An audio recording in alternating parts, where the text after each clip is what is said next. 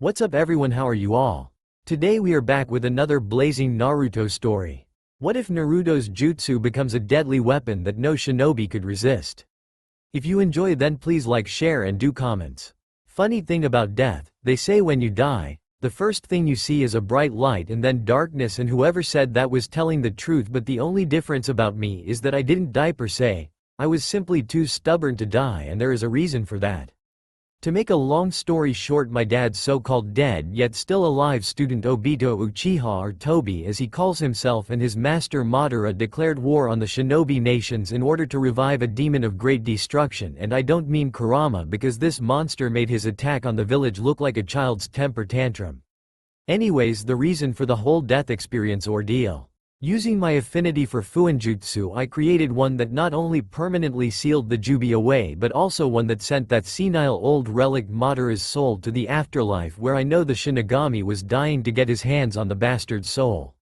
With him gone, me and my girlfriend Satsuki Uchiha had one final confrontation with the nutjob and we kicked his ass, but being the sore loser he was, Obito had one final ace up his sleeve. He had marked his whole body with suicide seals that had enough power to destroy an entire island, and the last thing I remember is me using a powerful barrier technique I learned from my mother's scrolls to protect myself and Satsuki-chan. A great explosion, and my chakra mixed with Kurama's, and then nothing. The next thing I know, I'm waking up floating in a tube with multiple tubes attached to me and monitors taking in my heartbeat, but that wasn't the part that freaked me out. It was the fact that nearly half of my body was missing, like my left leg, right arm, left eye, and several of my internal organs were, for better terms, fucked up, but luckily for me and Satsuki-chan, I was saved by a guy named Anthony Evo, who gave me a replacement body to replace the parts of me I've lost to that deranged asshole Obito. I hope he and Madara are rotting for all eternity in the 9th level of hell, but the loss was worth it for my Heim because I already lost one of them to the bastard. But the gain from my new body did increase my natural abilities such as my speed, strength, senses, etc. I won't go into full detail, but the abilities I gained with my enhancements made me feel like I could take on an army of cage-level ninja and have enough energy left to beat the ego out of Madara. After saving my life, I thanked the old man and swore to repay him back in any way I can, because that's the kind of guy the first am, as I always repay my debts, especially if that person saved me from being crippled for life. He didn't ask for much back, just to help him against some goons that are after his brain and his life and nothing more. Now you're all wondering how in the hell I survived? It was thanks to my first friend Kurama, a giant 9-tailed fox who was the closest thing I had to family since the day I could walk and talk. At the cost of his life, he saved me and Satsuki from impending death, and the backlash resulted in us being found by Evo. I'm gonna miss the guy, but with his sacrifice, he left me a large portion of his power which fused with mine, and knowing him, he'd tell me not to go glum over losing him, or else he'd leave the afterlife and kick my ass for being an emo. Now that the explanation is done with, let's get on with the story of my new life and the sweet adventures me and Satsuki-chan will partake in. Los Angeles, California. Evo Tech Enterprises. 2 security guards were patrolling the dimly lit hallways of the top floor in the corporation building, looking around for anything suspicious. After checking the place again, they head to the elevator to check the next floor. From the darkness, several black-clad figures snuck through the darkness, avoiding the security cameras and heading to a door with a sign that said CEO office, and noticed the lights in the room were still on. One of the shadows reaches for the doorknob and pushes it open, with the others rushing into the large office, but stop when they see someone who was not Evo leaned back in the chair with his feet crisscrossed and resting on the desk. From his appearance, he seemed to be in his late teens to early 20s, with spiky golden blonde hair that stopped to his shoulders with jaw-length bangs. He was garbed in a sleek black suit with matching pants and a pair of black dress shoes, along with a red long-sleeved dress shirt with a black tie with a pair of shades with crimson lenses and gold-colored frames. Picture Alucard's shades from Hellsing. Resting against the edge of the desk was a sheathed high-tech HF blade that appeared to be in the oak katana-classed swords. The high-tech scabbard was black with silver tip at the end, while the sword had a dark gray round guard with the hilt being black with a what appeared to be a red switch near the guard, and connected to the hilt with a white cap at the end of the hilt. Jetstream Sam's Muramasa katana. He stared at them for a few seconds before a smile rose on his face. "I take it you guys are here for Evo, correct?" Naruto questioned but got no answer from the group and chuckles before placing his hands around the scabbard of his sword and slowly getting up to his full height. Unfortunately, he's out of town, but I'll be more than happy to leave a message. The black-clad men each responded by drawing their katana from their backs, which made Naruto's smile grow. Oh, so it's that kind of message? Okay, then here's my response. He slowly drew his weapon, revealing a crimson blade that glowed under the moonlight. For those who can guess where I got the idea for the blade gets a cyber cookie lol. So who's first? The next day, Anthony Ivo and Satsuki Uchiha had made it back from the business meeting he had with a friend from a star lab. Like Naruto, Satsuki appeared to be in her late teens to early 20s, looking like a teenage version of her late mother Makoto Uchiha, having a fair skin complexion and a slender yet toned build for a female her age. Her hair was black with hints of blue around the bangs that formed on both sides of her face, with her hair tied into a high ponytail and stopping to the middle of her back with onyx-colored eyes that shined in the light. She was garbed in a business outfit with a dark blue jacket and matching skirt that stopped above her knees and left little to hide in terms of her nicely shaped legs and her firm rear, with a pair of black high heels on her feet, and under the jacket was a black dress shirt that was unbuttoned from the top, showing a little cleavage from her D-cupped S. As soon as they took the elevator to the first floor and headed to his personal office, they both paused when they saw the door was littered across the floor looking like firewood. They also noticed the body of the shadow assassin, who had a perfectly round circular hole around the area where his heart once was, sprawled against the floor with dried blood around. Good heavens, Ivo muttered. Satsuki narrowed her eyes as she glanced at the office and was the first to enter the office, only to see it in shambles, and like the other body, 6 others littered the ground with a few missing limbs or with wide fatal slashes going across their bodies. As she looked around, her gaze stopped at the blonde who was sitting in the middle of the carnage in Ivo's comfy chair, whistling in a nonchalant fashion while polishing Kushinaga, heart of the whirlpool, with a white cloth. The female Uchiha sweat dropped at her boyfriend and coughs to get his attention. Oh hey Haim. Hey Ivo, how was the trip? He asked in a cheery tone.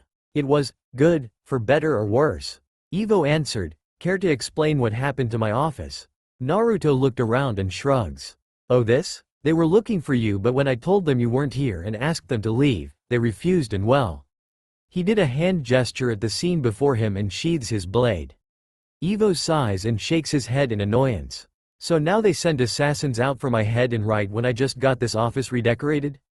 He muttered. Satsuki, be a dear and call a cleanup crew to take care of this mess.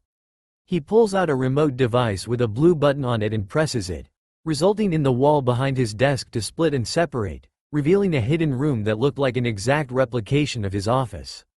Sure, and Naruto, can't you go one day without causing collateral damage? She questioned with a hint of humor in her voice as she approached him. Naruto responded by raising his hand in a, "It's not my fault" gesture. This wasn't my fault, Satsuki-chan. I just happened to be in the wrong place at the wrong time. It's not like I asked for trouble. He replied, only for her to chuckle and give him a peck on the cheek. You bring trouble even when it's unintentionally, and speaking of which, I think we need to have a talk with our clients about harming those we care about. Naruto nodded in agreement with the Ravenet. My thoughts exactly. I told them that Ivo was off limits, but it looks like I'll need to enforce my words into their brains. How? At the point of your sword, lad? Ivo questioned with a brow raised. Naruto stroked his chin in thought before smirking. Nah, that would be too easy for, and besides that's Satsuki's way of threatening our clients, said. Uchiha's brow twitched in annoyance and simply huffed. Since it was true, I'll either double our fee or I could accidentally sabotage any mission they give me, the blonde answered. And speaking of missions, our so-called clients want to meet with us about our next one in a few hours. Unknown location. The 2 former Leaf Ninja were in a room surrounded by 7 different screens and light, with only bright images that represent the silhouettes of the 7 people. Naruto was garbed in what looked like a full black bodysuit with silver chrome armor around the chest, torso, legs, shins, arms, and shoulders, but instead of being large and bulky like most armor, it was more slim and streamlined, showing off his athletic build that balanced out his speed and strength, and from the appearance was a martial artist, and he was garbed in a pair of black hamaka pants, like the ones Seijiro Hiko wears from Rurouni Kenshin, with a belt that had a metallic fox head on it. And over his outfit he wore a dark gray military long coat with red on the inside with a variety of pockets with a hood over his head that shadowed the upper half of his face, showing the blonde bangs that framed the sides of his face and his cerulean blue eyes. Picture the hoods worn by the assassins form Assassin's Creed. Satsuki's outfit consisted of a black leather ninja outfit with long black gloves, black arm guards and shin guards with the bodysuit showing her fit athletic frame off nicely. Around her waist was a utility belt of some sorts with a weapons pouch strapped to her hip along with a chakudo that was strapped into the belt in a diagonal fashion, like Sasuke wore it in Shippuden. And around her neck was a long blue cape with a fan symbolizing her clan, and she wore a mask over the lower part of her face, like Kakashi does. So are you two aware of the objectives given? One of the images asked in monotone that carried a voice of authority but not in a calm or arrogant manner. Yeah, but before we do our objective, I have to ask why we're a small group of shadows sent after Ivo's life. Last I recalled we made an agreement that he would be off limits so long as I did a couple of jobs for you? Naruto questioned calmly, but his eyes said otherwise due to the murderous intent laced in them. One of the image responded, "My apologies, Fox, they were new recruits who wished to test their worth out in the field." The answer made the blonde hybrid smile, but not in a good way. "I see. Well, if that's the case then they failed and are now chopped up into ground beef by yours truly," Fox stated, and his smile turned into a frown. "So if you don't want me to cut down your numbers, or you for that matter, don't do it again or it's your head I'll be after next." His eyes flashed to red for a few seconds, emphasizing that he was not kidding around. "Qui Monsieur Fox, we completely understand and it will not happen again." Another voice with a French accent replied, "For all of your sakes it better not." Satsuki warned in an icy tone. "So long as you keep your end of the deal, no harm will be done to the old man or anyone else you're affiliated with." A feminine voice said, "Fine, let's go home, we're wasting sunlight. The sooner we get these missions done the better." Star City, Star Lab facility. Freeze. Don't move. Several security guards had their UMP-45 submachine guns aimed at White Fox, aka Naruto Uzumaki Namikaze, who was standing before the armed guards. Behind him it looked like a hell storm went through the large hallway, consisting of countless others being slammed and indented into the wall, as well as having slash marks across their chests and look like they've been beaten senseless but not dead, with the ground littered with ammunitions and guns cut in half. Fox looked them in a nonchalant fashion, holding his sheathed blade Kushinada in his left hand. "We will gun you down if you take one more sweet." His lips curl up into a smile and he dashed towards the remaining guards. "Fire." They all fired upon the armor-clad ninja, but it was in vain due to his inhuman speed, avoiding every single bullet as he zipped left and right. As he bypassed two guards, two red streaks hit the guards, causing them to cry out and collapse on the ground. "Damn it, he's too fast, arg." He didn't get to finish due being struck down by a vertical slash from the crimson blade and continues with his assault. He knocks the weapon out of the last guard's hand with the swat of the scabbard and draws Kushinada halfway, pressing the sharp edge against the frightened man's neck. Please, don't kill me," he begged. Fox stared at him for a few minutes before smiling and sheathing his blade. The guard sighed in relief but gasps out when the assailant punches him hard in the gut, but only hard enough to knock him out, and he collapsed onto the ground. "Didn't plan on it," Fox replied back before heading to the next floor via the elevator to meet up with his partner. Dinah Lance aka Black Canary had come to the facility when she learned of the disturbance and gasped at the sight. In the hallway of the evacuated facility, the broken and bleeding bodies of countless security guards laid across the place. She snapped of her stupor and ran over to one of them, kneels down to check his pulse to find him alive, especially from the painful groan he let out. The heroine reaches up to her ear and presses the comm link. "This is Black Canary, I'm gonna need some assistance at Star Labs," she informed while scanning the damage to the man's body. The suspect is capable of taking down multiple guards and seemed to be armed with a blade, judging from the cuts. They appear to be alive but are in need of medical assistance, so if anyone from the League got this, I'll need backup ASAP. Gunfire echoed from the upper rooms and instantly took off to find a way upstairs to stop the culprit. Fox slammed a guard into a wall, getting a gurgling scream from him. One tried to rush at him with a nightstick when he had his back turned, but the hooded blonde stopped him in his tracks with a kick to the gut without even looking behind him, and then threw the guy at the stunned guard. The strength and force behind the throw sent them both crashing into a glass wall into an executive office. Another tried to blindside him, but he easily sidesteps, grabs the guy's wrists and flips him over, sending him flying and crashing into a wall before falling down.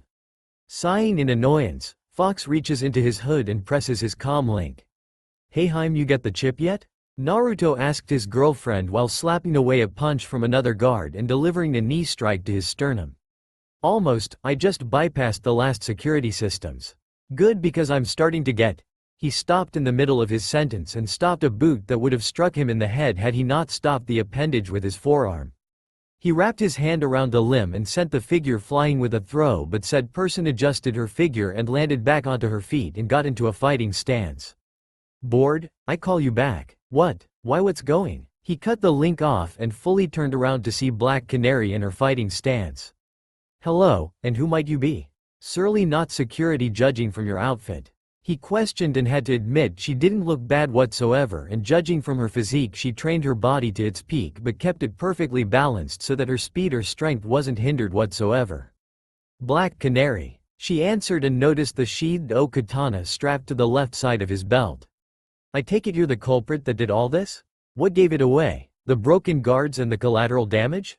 Fox asked, sporting a cheeky grin on his face. "As much as I'd like to play with you beautiful, I'm on a schedule, so—" He slowly reached for the hilt of his blade, causing her to tense up but chuckle.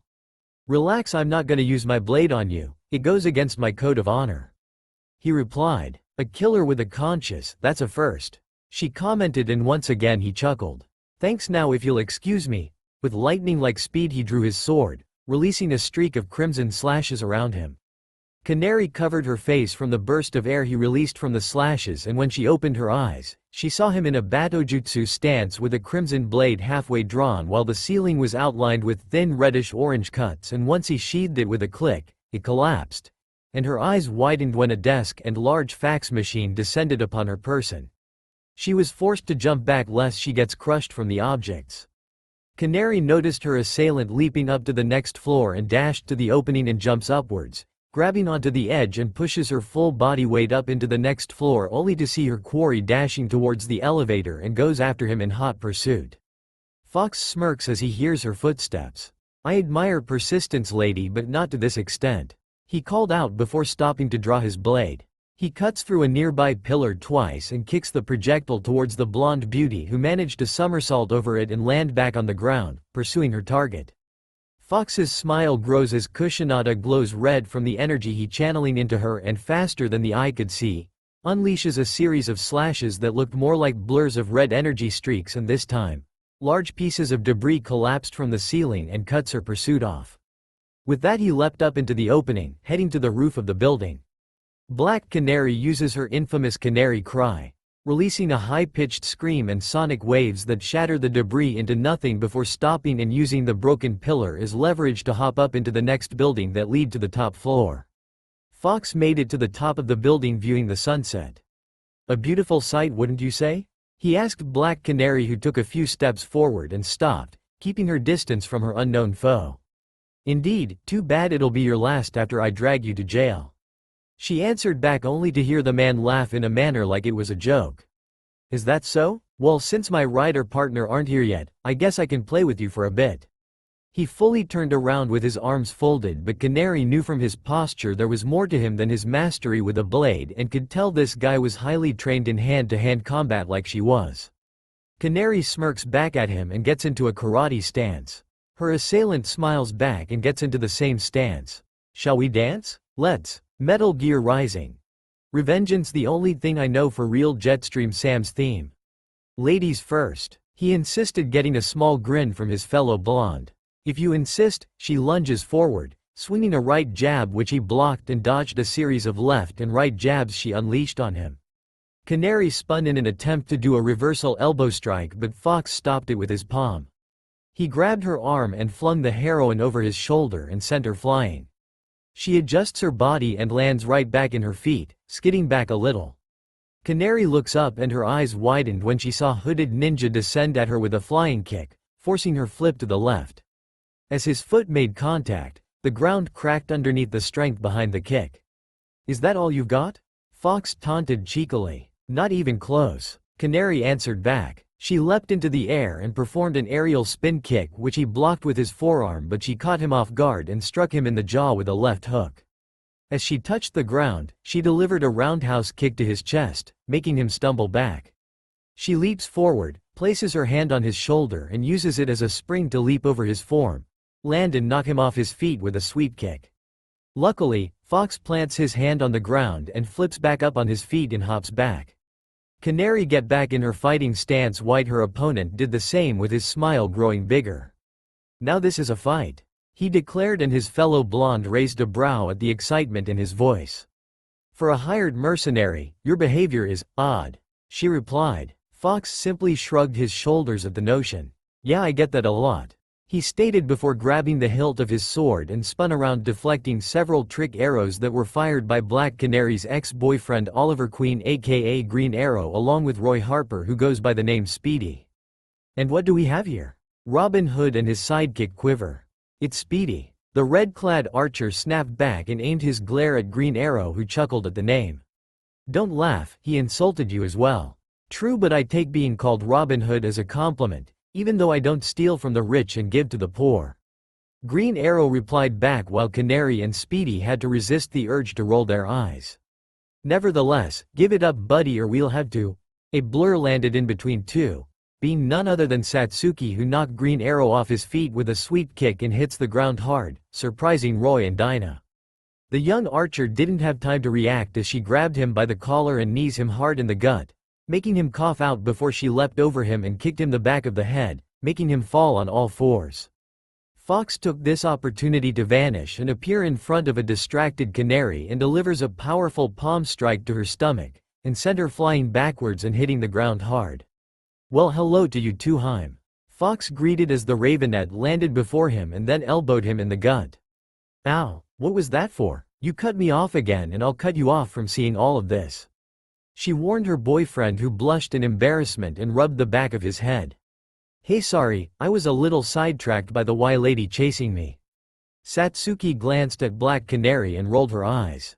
I figured as much, she mumbled before pulling out a flare stick and lights it up, releasing a green smoke and waves it around. A few minutes later, the sound of a blades whirling could be heard and a chopper descended from the sky and a ladder drops from the hatch, and Satsuki is the first to grab it. Oh no you don't, Speedy shouted as he and his mentor pull out a couple of trick arrows and take aim. But Fox reacts faster and pulls two demon windmill shuriken out and flings them at the archers, and the whirling blades slice through their bows, much to their shock, and the projectiles return back to the user. Fox grabs the ladder and waves bye to the heroes as the chopper took off into the air. Song ends. After getting settled in the chopper, Naruto pulls his hood down and lets out a sigh with his katana leaned against the wall, while Satsuki pulled her mask down and pulls out a case containing a blue and black data chip. So what took you so long to get that little trinket, Heim? The blonde asked the female Uchiha. Security's a bitch, was her answer, getting a chuckle from him. I bet it was. Say, why is it that you get to do the snatch and grab while I have to deal with security? He questioned, and she responded with a deadpanned expression. Because you get bored, sticking to the shadows, Naruto-kun, and if I remember, you almost had the entire Yakuza organization out for blood during our mission in Tokyo. She informed the blonde. Oh yeah, I remember that. But you killed the chairman, so wouldn't that be your fault? I just cut down a couple of grunts and lieutenants, but you Ms. Uchiha took out the cane. He reminded her. Satsuki pondered on it and shrugged with her legs crossed. That was personal. I was disguised as a dancer for his entertainment and the fat pig grabbed my ass. A coy smile formed on her face as she saw his brow twitch. Maybe next time you could be the dancer. Naruto raised a brow and shook his head. Nah, I'll stick with stalling security, because if some fag greasy guy grabbed my ass I'd go on a rampage and need therapy afterwards, he replied while his girlfriend giggled. Washington, D.C. Cadmus facility. After handing the chip to one of the pilots, the duo were taken over to an abandoned warehouse where a red 2012 Camaro was waiting for them. Shall we? Naruto asked and his girlfriend nodded. They perform a hand sign, engulfing them in a puff of smoke, and when it cleared, they were now in their business outfits with Satsuki wearing a pair of black shades over her eyes. The agent, waiting for them, tossed Naruto the keys and left. It's a shame we can't take in the sights, but business comes first. The blonde stated. There's always next time, Satsuki said as he hit the unlock button while she entered through the passenger seat. Once Naruto got in and turned the ignition on, they were given the coordinates to the Cadmus building via the built-in GPS unit and took off into the roadway. Underground Cadmus facility. Satsuki's right hand was twitching in a dangerous fashion due to the fact that Mark Desmond, the head of the Cadmus facility, gave her and Naruto a tour of the place and explained the experiments and projects that needed to be protected, despite informing the middle-aged man several times, and was tempted to wring his neck just to shut him up. Fox mentally chuckled at her annoyed and slightly pissed expression, but also took in the sights, seeing the staff at work, and also noticed some bizarre gray-skinned creatures called xenomorphs in cylindrical tanks and seemed to be powering up the generators. There were a few who also appeared to be the size of elephants that seemed to be used for the heavy labor, some that were human-sized and seemed to be security, with the smaller bio-creatures being the size of small monkeys, and from the way their horns glowed red, they were probably used in communication purposes and for giving orders to their kin. As Desmond went on about the achievements, Naruto interrupted with a cough. It's nice to hear yourself talk, Doc, but care to explain about the bizarre creatures you've got lurking about the place? Desmond scowled at being interrupted but decided not to retort back. You mean the xenomorphs? They are my greatest creations, created with the purpose to do my bidding and protect Cadmus. One of the gnomes landed on his shoulder and stared at the two ninja. Satsuki rolled her eyes, but then another landed on her shoulder. She picked it up by the scruff of its neck and stared at the creature, who tilted its head to the side before being placed on the ground. You know, when you get past the bizarre appearance, they look kind of cool. Fox stated in amusement as the gnome once again climbed up on her arm and sat back on her shoulder. I think it likes you, Haim. She glanced at the bioengineered creature and shrugged, stroking the xenomorph under the chin with a finger, and got it to purr in content which Desmond didn't like if the scowl he had on his face wasn't noticeable.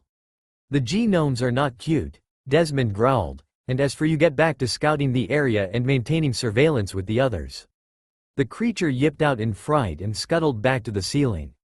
Now that was rude, yelling at the poor fella like that. Fox said while the man tilted his glasses upwards. It matters not, that thing is an item, a tool to do my bidding, and will do as told or else, and the same goes for anyone under my authority. He said in a matter-of-fact tone. Really? That's odd, because my partner and I aren't under your employment, Desmond, so you have no authority over us. Fox replied back. Desmond frowned and was about to retort at the man until an armored gloved hand grabbed his collar and was pulled close to the blonde's face, much to his surprise, but it soon turned to fear as he saw the icy stare that sent a shiver down his spine. We don't answer to you. We answer to a higher authority, and our objective is to enhance security and nothing more. You let us do our job and you do yours, and we'll be fine, but cross either one of us and you'll wish you've never been born. Fear laced Desmond's eyes as he saw Fox's flash red for a second before returning to their natural blue. Do we have an understanding, Doc? Why yes, I completely understand. He answered with a slight whimper in his voice, and Fox released him. Good, now would you be so kind as to show us what we'll be protecting exactly, seeing as your little gremlins are scurrying about? The man nodded with a slight scowl on his face and motioned them to follow him down a hallway that seemed to be laced in a flesh-like substance with what appeared to be eggs rested against it. And here I thought Orochimaru's labs were creepy. Satsuki thought, noticing the curled-up form of a gnome sleeping in the pods. They approached a large steel door, and Desmond proceeds to type in the code from the panel until the light blinks green and the door hisses open. They enter a laboratory, and the doctor lead them to what appeared to be a crystal cylindrical tank with the Kerr symbol on the front. This is what you'll be protecting. In the tank, lying down on a metal table in a sleeping state, was a girl who from appearance seemed to be around 16 to 17. She had long raven hair that stopped to the middle of her back, along with a slight heart-shaped face that made her both cute and fierce, and completing it was one voluptuous figure that was very desirable. She was taller than normal girls her age and was garbed in a full-body white suit that left her forearms and hands bare, and said suit hugged her figure, showing some muscle that gave her an Amazonian look that, added to her facial features, made her look like a younger Wonder Woman, and also noted the large red S shield around her impressive D cups. He couldn't help but whistle at the sleeping girl. Hey Haim, if you happen to have a long-lost sister, I think we found her and she's cute just like you. The female Uchiha smiled under her mask at the response since this Supergirl did look just like her, only her physique was more toned. She is not cute as you call her, it is a weapon and like the Gnomes a tool to fulfill my purpose. Desmond rudely replied and didn't notice the glare Satsuki was giving him from behind his back. Well, I think she is cute, Doc. He walked around the tank, studying her form. Judging from the symbol on her chest, she's either related to the big blue boy scout or a clone, but if she's a clone, shouldn't she be a male? Indeed, but due to some minor adjustments the clone's genetic structure was altered, mainly because the female species of any race tend to mature faster than males. It was very difficult to change her genetic make since her donor's DNA structure being different. He spoke in a way that sounded like he was proud of his achievement. Her original purpose is to be Superman's replacement should he die or kill him if he ever turned from the light. Right now the Gnomes are educating her via telepathy with every form of the planet's history and knowledge, which will allow her to interact socially. Fox rubbed his chin in thought as he noticed the two Gnomes perched on top of the tank with their horns glowing red. Suddenly the lights flashed red and alarms were going off. Odd, I didn't think fire drills were practiced in an underground facility. There are intruders in the facility. Hurry up and deal with it. He would have ranted on until Satsuki's glared at him with cold onyx eyes. Didn't we just have this conversation earlier stating that we are not your security guards? If you want these so-called intruders dealt with, have the head of security guardian deal with them along with your bioengineered pets. Fox remarked as he wasn't interested in dealing with some small-time thieves. Fine, just make sure the weapon isn't disturbed while I check into this. Desmond said, barely keeping his anger in check, and heads out of the chamber. I'm going to kill him after this mission is done, Satsuki says in an annoyed tone while Naruto chuckled. Trust me, Haim, the world would be a better place if you did so. From the barely lit ceiling, a Gnome lands on his shoulder. Hey little guy, want to keep his company? The Gnome lets out a gurgling noise that he believed sounds like a yes and got a chuckle from the hooded blonde while Satsuki shook her in amusement as she watched him interacted with the creature. Moments later, Fox was meditating on the other side of the room while Satsuki was upside down on the ceiling using her chakra to stick on the surface with her arms folded under her chest and her eyes closed. Earlier, one of the doctors who was under orders from Desmond to check on the stature of the female cloned Kryptonian, under the control of a Gnome due to the blank expression on her face, and after doing so left through the large metal door. Fox. The meditating blonde's eyes snapped opened and narrowed as he heard the voice. Do not be alarmed, I am Doublix, a xenomorph like my brethren who was created by Desmond to fulfill Cadmus's purpose. Well, it's nice to meet you, somewhat, but don't you know it's considered an invasion of privacy to enter someone's mind without their permission? Fox questioned. My apologies, I have no intention of doing any harm to you or your partner, but I do require your assistance. It has to do with Project Kerr. My sister, who like us, was created by Desmond. Okay, what do you want? Fox asked the telepathic xenomorph but heard the doors were open. Hold that thought, I've got some uninvited guests. Very well, but please leave the young heroes intact. Fox slowly rose up and picked up his sword, stepping backwards into the shadows as the doors fully opened with Robin, Kid Flash, and Aqualad entering the lab. Satsuki saw them enter watching from the ceiling and slowly reached for the hilt of her Chikuto, preparing to attack, but glanced at Naruto, who did a hand gesture that told her to not attack for the moment, and she silently nodded. As the door closed behind them, Robin disabled the door by hacking through their network using his hologram computer to keep Guardian and the bioengineered creatures out, but unfortunately they were unable to find another way out, so they were trapped. There, the door is disabled. We're safe, Robin assured them. And trapped, Aqualad finished as he didn't see an exit in this room. Guys, Kid Flash called out, getting their attention. You might want to see this. He proceeded to press some keys from a modulator that was in front of some type of pod. A beeping sound came from the pod and it then lit up. The three sidekicks' eyes widened when they saw who was in it. Whoa, was all Kid Flash managed to say while Robin and Aqualad remained stunned that they saw Project Kerr resting soundly in the tank. I'll say, who is she? Robin wondered before noticing the S symbol on her chest. That's Superman's symbol. Aqualad narrowed his eyes in suspicion and wondered the same thing. It's possible she's related to him, and if she is, we need to get her out of this facility, he said. And how do you plan to do that? The group heard the voice around the lab and were now on alert. Who's there? Aqualad called out only for the source of the voice, aka Fox walked out of the shadows smirking at the teenage with his hand resting on the hilt of Kushinada. Well, if it isn't the sidekicks. Care to explain why you're trespassing on private property?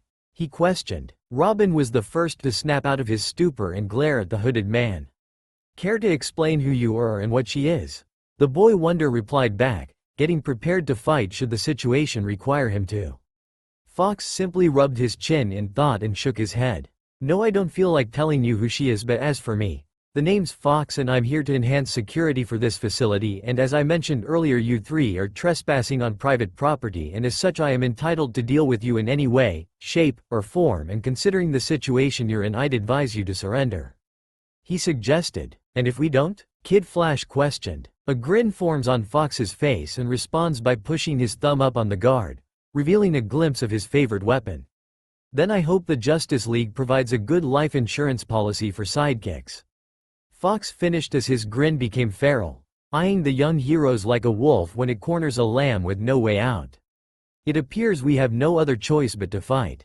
Aqualad states and draws his water bearers with the hardened water shaping into a pair of blades. Kid Flash on the other smirks triumphantly. Hey, this'll be over quickly. With that, the redhead rushes at him at speeds that would make Rock Lee and Mike Guy proud, but being a speed demon himself, Fox noticed his movement was too straightforward and predictable, which in his opinion was bad for the speedster. So with a slight adjustment of his foot, he turned sideways as the yellow blur zipped past him. KF cursed and tried to stop but sadly crashed into the wall, hard. Satsuki saw this from the ceiling and a sweat drop formed behind her head. That was pathetic, she thought as Kid Flash groaned in pain. Next, Robin responded by throwing several shuriken at the hooded blonde, who easily deflected them all with his sheathed blade before grabbing the last one in between his index and middle finger. He was about to speak out until he heard something beeping and looked at the throwing weapon, which was blinking red before turning green and unleashes a small explosion, releasing smoke around the area while the boy wonder smirks. Is that all you've got? His eyes widened when he heard Fox, who stood behind Robin with his back turned to him, sporting a bored expression on his face. Robin pulls out a pair of Eskrima sticks and was about to spin around to strike Fox in the back, but the sword-wielding warrior was faster and struck him in the back with a strong roundhouse kick that sent him flying and crashing through an empty tank and into the wall. Robin, Aqualad ran forward to go assist his friend only to block a red blur that would have cut him in two. Naruto smirks at the Atlantean with Kushinada pressed against the water-hardened blades and pushed him back. And then there was one. Do yourself a favor, kid, and surrender. He insisted. Never, I'm not going down that easily. Aqualad declared, getting into his fighting stance and readying his weapons. Fox sighs and rolls his neck a few times. Suit yourself. He twirled his blade a few times in a nonchalant fashion before slamming the tip of it into the hardened floor. He places his left hand around the lower part of the hilt and dashes forward, raking his blade across the ground. As soon as he got close, he performed an upward slash at the dark-skinned Atlantean, who leapt back, barely dodging the blade that would have cut him in two. Fox then adjusted his blade and swung downwards twice while Aqualad was on the defensive, blocking the two-hit combo before jumping back again when the hooded blonde spun around and attempted to hit him with a horizontal slash. Come on, kid, is that all you've got? Fox taunted as he delivered a thrust towards Aqualad. The water bearer in his left hand morphed into a shield and blocked the attack and skids back a little. Aqualad decides to go on the offense and rushes at Fox, swinging the water-shaped blade at his armored chest, but Fox easily evades the strike by hopping to the left with a small grin on his face. The dark-skinned teen willed the shape of the blade into a whip and swung it in a wide arc. Fox ducks as it sails over his head only for another water whip to wrap around his ankle and cries out in surprise as he was zapped with electricity that was conducted through the glowing eel tattoos on Aqualad's arm. Fox raised his blade and swung it downwards, cutting the whip off and dispersing the water from the tip. Hey, now that was shocking, he commented. Not bad, kid. You're well trained in art of combat, you've got potential, but you're lacking something very important. Aqualad raised a brow at this statement and was about to respond only for Fox to appear in front of him in a burst of speed, catching him off guard and struck him in the face with the hilt of his sword, making him stumble back. He then grips the scabbard halfway and swings it to the left, hitting the 16-year-old protege of Aquaman in the back, causing him to spin before facing him again as the hooded blonde swung the sheathed blade upward and struck him hard in the chin. The force behind it sent him flipping back and hitting the ground hard, groaning as his jaw throbbed from being struck with the hard sheath despite his skin being more durable than a normal human's. And the thing you lack, young hero, is drive. Aqualad gets back up, rubbing his jaw, keeping his eyes on his opponent. What do you mean? Fox simply stares at him and shakes his head. Forget it, you'll find out soon enough, that is if you live to see the next sunrise. He answers, drawing his blade once again, unaware of the sleeping girl slowly waking up from the pod. In the lab, the sounds of a beatdown echoed through the area. Aqualad cried out in pain as he was sent flying through an empty tank and into the wall before sliding down, groaning in pain and losing his bearers.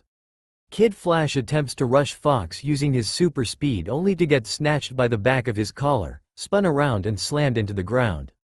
Before he had the chance to get up, his quarry planted his foot onto his chest hard, making him gasp out as the wind was knocked out him. The cyborg warrior sighs in disappointment while his crimson-colored blade rested on his shoulder. You do realize I'm not even trying, right? He informed the pinned speedster who tried to pry his foot off his chest. Robin flings several batarangs at him and he nonchalantly cuts them down with a few lazy swings, though the last one erupted into smoke. Taking this opportunity, Robin leaps into the smoke in an attempt to blindside Fox, but to his surprise, a black and white armored boot shoots out and strikes him directly in the gut. The protege of the Dark Knight gasps as he flew off and crashes into the ground, clutching his stomach in pain and trying to prevent himself from letting out what he had for breakfast. As the smoke cleared, it revealed Fox yawning in a bored fashion. Placing his foot back on the floor remained on a wheezing Kid Flash who looked like he was gonna pass out if the hint of blue on his face was a notice.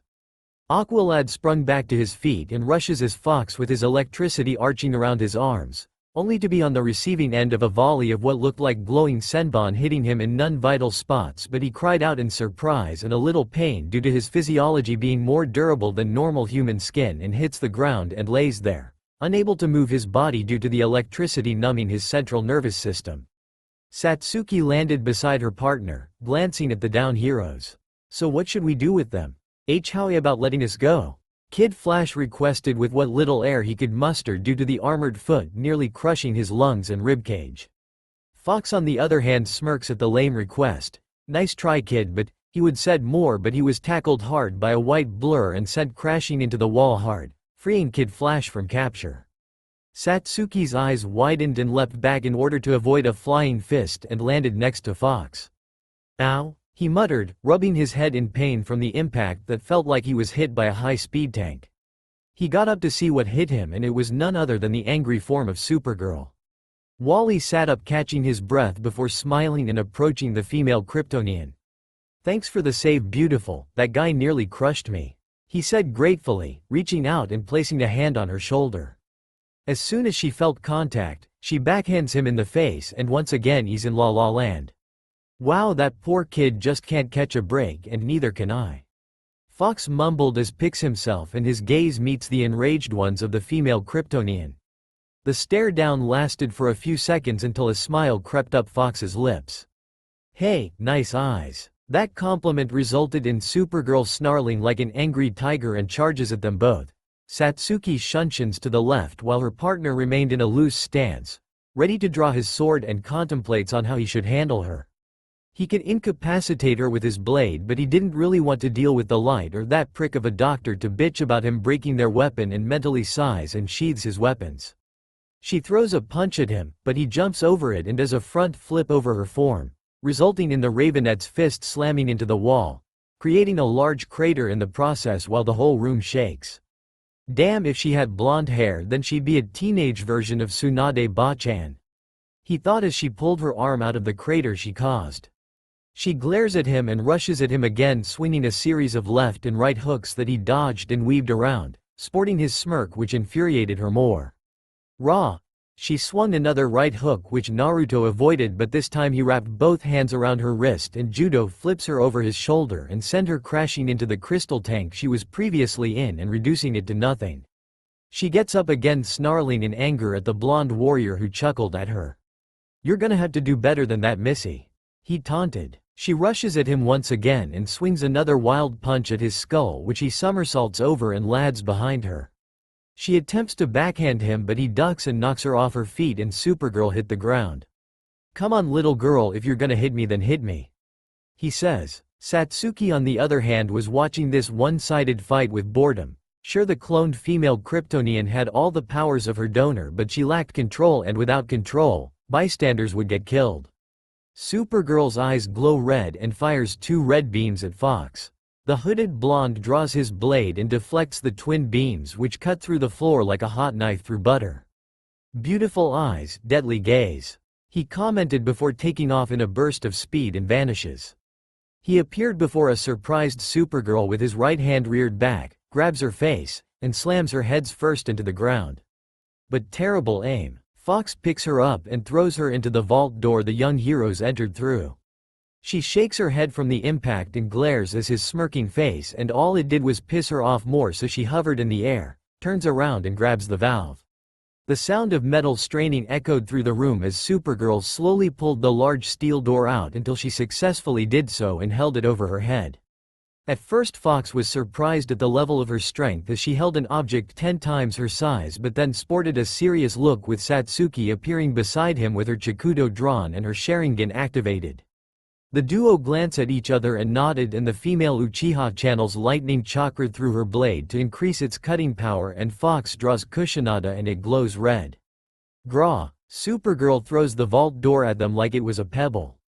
Satsuki and Fox vanish and appear as the vault seemed to fly past them with their blades drawn, and the 10-inch thick steel door was reduced to chunks of metal that clattered everywhere, leaving the Girl of Steel stunned, unaware that Fox was gathering energy into his right palm, which took the shape of a spiraling ball, while Satsuki's entire left arm was coated in lightning. They descended to her shocked form and thrust their arms forward. Rasengan, Chidori. Their signature attacks slam directly into her torso. Electricity and waves of energy dance around the lab from the colliding attacks, and Supergirl is jettisoned out the lab and into the hallway. The duo land on the ground as they hear a crash rock the place, and they sheath their swords. Fox whistled lowly at the damage they caused before turning his gaze at the entrance and sighing in annoyance. "Why am I not surprised?" he muttered. Satsuki blinked in confusion, wondering what he meant, and turns her head in the direction he's looking, only to see Supergirl slowly trudge back into the lab. She didn't look worse for wear, minus her hair being a little ruffled and messy, as well as the rips in her solar suit, especially around the torso where it was torn, revealing her flat and toned stomach. Aqualad, Kid Flash, and Robin were slowly regaining consciousness from their beat down by the hooded blonde. "Aw man, did someone get the number of the freight train that hit me?" the speedster asked while rubbing his throbbing jaw from the sucker punch delivered by Supergirl. Robin was too busy looking at the destruction caused by their quarries. "Guys, I think we're in way over our heads with these two, and a tactical retreat is in order," the boy wonder states. "Agreed," Aqualad replied. "What he said, and all we have to is get past them, damn." KF muttered in the end due to Fox and Satsuki standing in between them and their hope for escape along with Supergirl. "Persistent, are we?" Fox questioned the growling clone, who looked ready to charge and would have if a genome hadn't hopped on her shoulder and used its telepathy to make her freeze up and stand at attention with a blank expression on her face. "What is going on, HERE?" Desmond shouted as he, Double-X, and Guardian entered what's left at the lab, and the Mad Doctor looked like he was gonna blow a blood vessel. "I told you two to protect the weapon, not fight it. Shut your pie hole, you old coot." She woke up cranky and angry when I was duking it out with the brats. Fox retorted back, "Hey, we're not brats." Kid Flash shouted, but his mouth was covered by Robin's hand. "Probably not a good idea to piss off the guy who can chop us up into hamburger." Robin growled through his teeth. "You two imbeciles were given orders to watch the weapon, but you can't even follow that," Desmond exclaims as he approached them. "When the board gets notice of this incident, it'll be your heads they take and not mine." Fox's brow twitched dangerously due to the man poking him in the chest, and if there was one thing he hated was some pencil-neck prick talking down to him like he was lower than dirt. "Poke me again and that arm will no longer be attached to your body," the blonde said quietly in a tone so dark it would make even the Dark Knight shiver, which the doc did, taking a slight step back before glaring at him. "Just deal with those intruders," he says, getting a nod from the blonde. Aqualad, Robin and Kid Flash tense up when they watch him turn around and draw his blade. Sure, just do me favor, Doc. He twirled his blade a few times before pausing. The others wondered why he stopped until he spun around and thrusts his blade towards the middle of Desmond's chest. Squelch. Odge. Everyone's eyes widened in shock or horror from Fox's action as he ran Kushinada through the middle of Desmond's chest cavity and out his back. The man's body trembled as he stared at the blade impaled into his body and back up to see the hooded figure's eyes. Why you can't? He coughed up some blood and fell to his knees, feeling his vision fade and life blood staining his clothes. You know the only reason you're alive is because your bosses still had use for you. I on the other hand just don't like you, so it's no skin off my nose. He pulled the blade out of the soon-to-be-dead doctor and kicks him into a terminal and approaches the still form of Supergirl. Okay little guy, let her go. He gives the genome a gentle pat on the head and its glowing horns recede. Supergirl and Garden groan as they attempt to regain their senses. What happened? She wondered. Whoa, it can talk. Kid Flash stated, only to be on the receiving end of a glare. Yes, she can talk. Supergirl growled at the yellow and red-clad speedster. Word to the wise, don't render someone who can melt your head off with a glare or snap you in two like a twig in that term, Fox advised. Now what to do with you three? He rubbed his chin in thought as he pondered on their fates before looking at Satsuki, who shrugged her shoulders. How about letting us go with our limbs intact? Kid Flash suggested. The hooded blonde gazed at him and the other two for a while until his lips curve upwards into a smile. Okay, if you think we're gonna let you gut us open like you did that other guy, then you got another thing calm. Robin paused in his rant and blinked rapidly at the guy. Wait, what did you say? Robin asked and Fox's smirk grew. I said okay, on one condition though. Fox requested. And that request is? Aqualad questioned with narrow eyes and watched him approach the Ravenette, who blinked in confusion as he set a hand on her shoulder. Take her with you. Fox turned her around and gently pushed her towards the three young heroes. Even though my orders from my clients were to guard her, I think she'll be better off with you three than spending the rest of her life as a weapon until her use is no longer needed, isn't that right, Double-X? Naruto questioned to the human-sized xenomorph, who nodded in agreement. Correct, Double-X answered.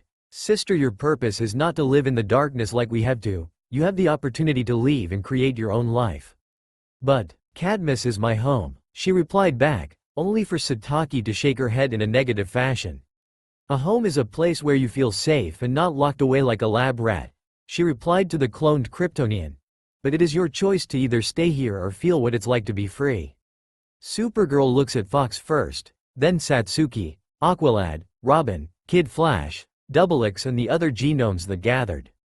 I choose freedom, she answered and got a nod of approval from her brother. Fox smiles warmly and pulls down his hood, revealing his face to the others, and Supergirl's cheeks turn slightly pink from seeing his handsome yet feral facial structure.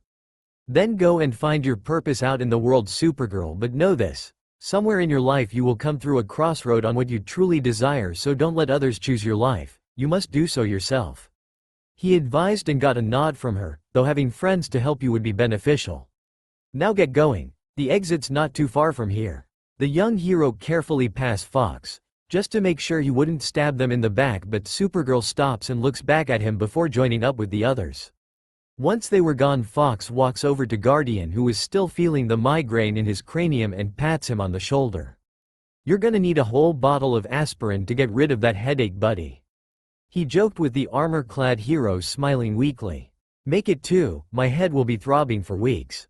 He muttered while slowly getting back on his feet. So what will happen to Cadmus now that Desmond's out of the picture? Beats me, but I think you would be better taking charge of this Kami-forsaken place so long as you don't permit any illegal experiments. Fox answered back as he placed his hood over his head again. Noted, but the only issue is the xenomorphs. I don't want them to be terminated, they were just following orders from Desmond, but I don't want myself or the associates who work here to be under control. Fox rubbed his chin in thought for a bit until an idea popped in his head. I think I might know someone who would be interested in having some little helpers around. He answered. Satsuki noticed the gleam in his eyes and sweat dropped. Is he thinking what I think he's thinking? She thought. Guardian gave the hooded blonde a questionable look, wondering who he had in mind. And who exactly would be interested in us, Mr. Fox? Double X wondered as the blonde's grin grew even bigger.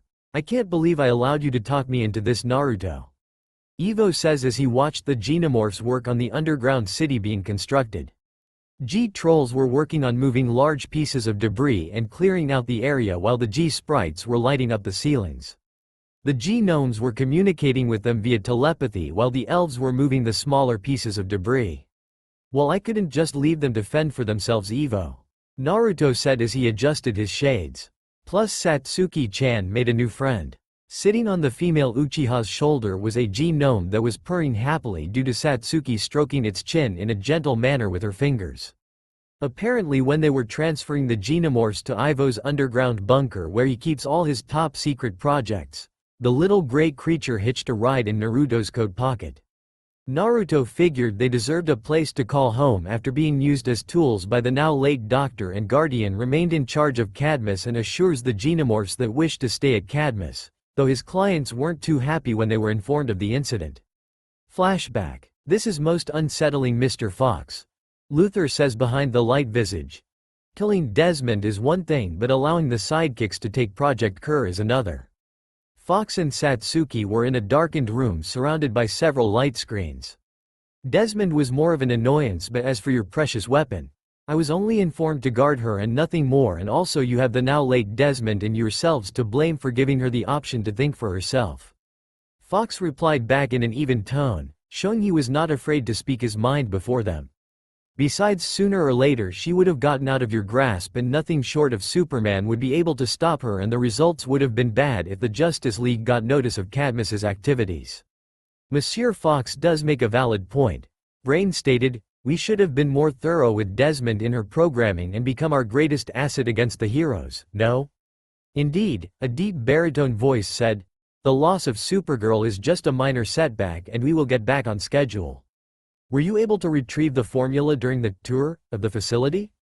Fox shuffled into his coat pocket and pulls out a small square case and pops it open, revealing several vials of a light blue liquid that was contained in several cylindrical glasses.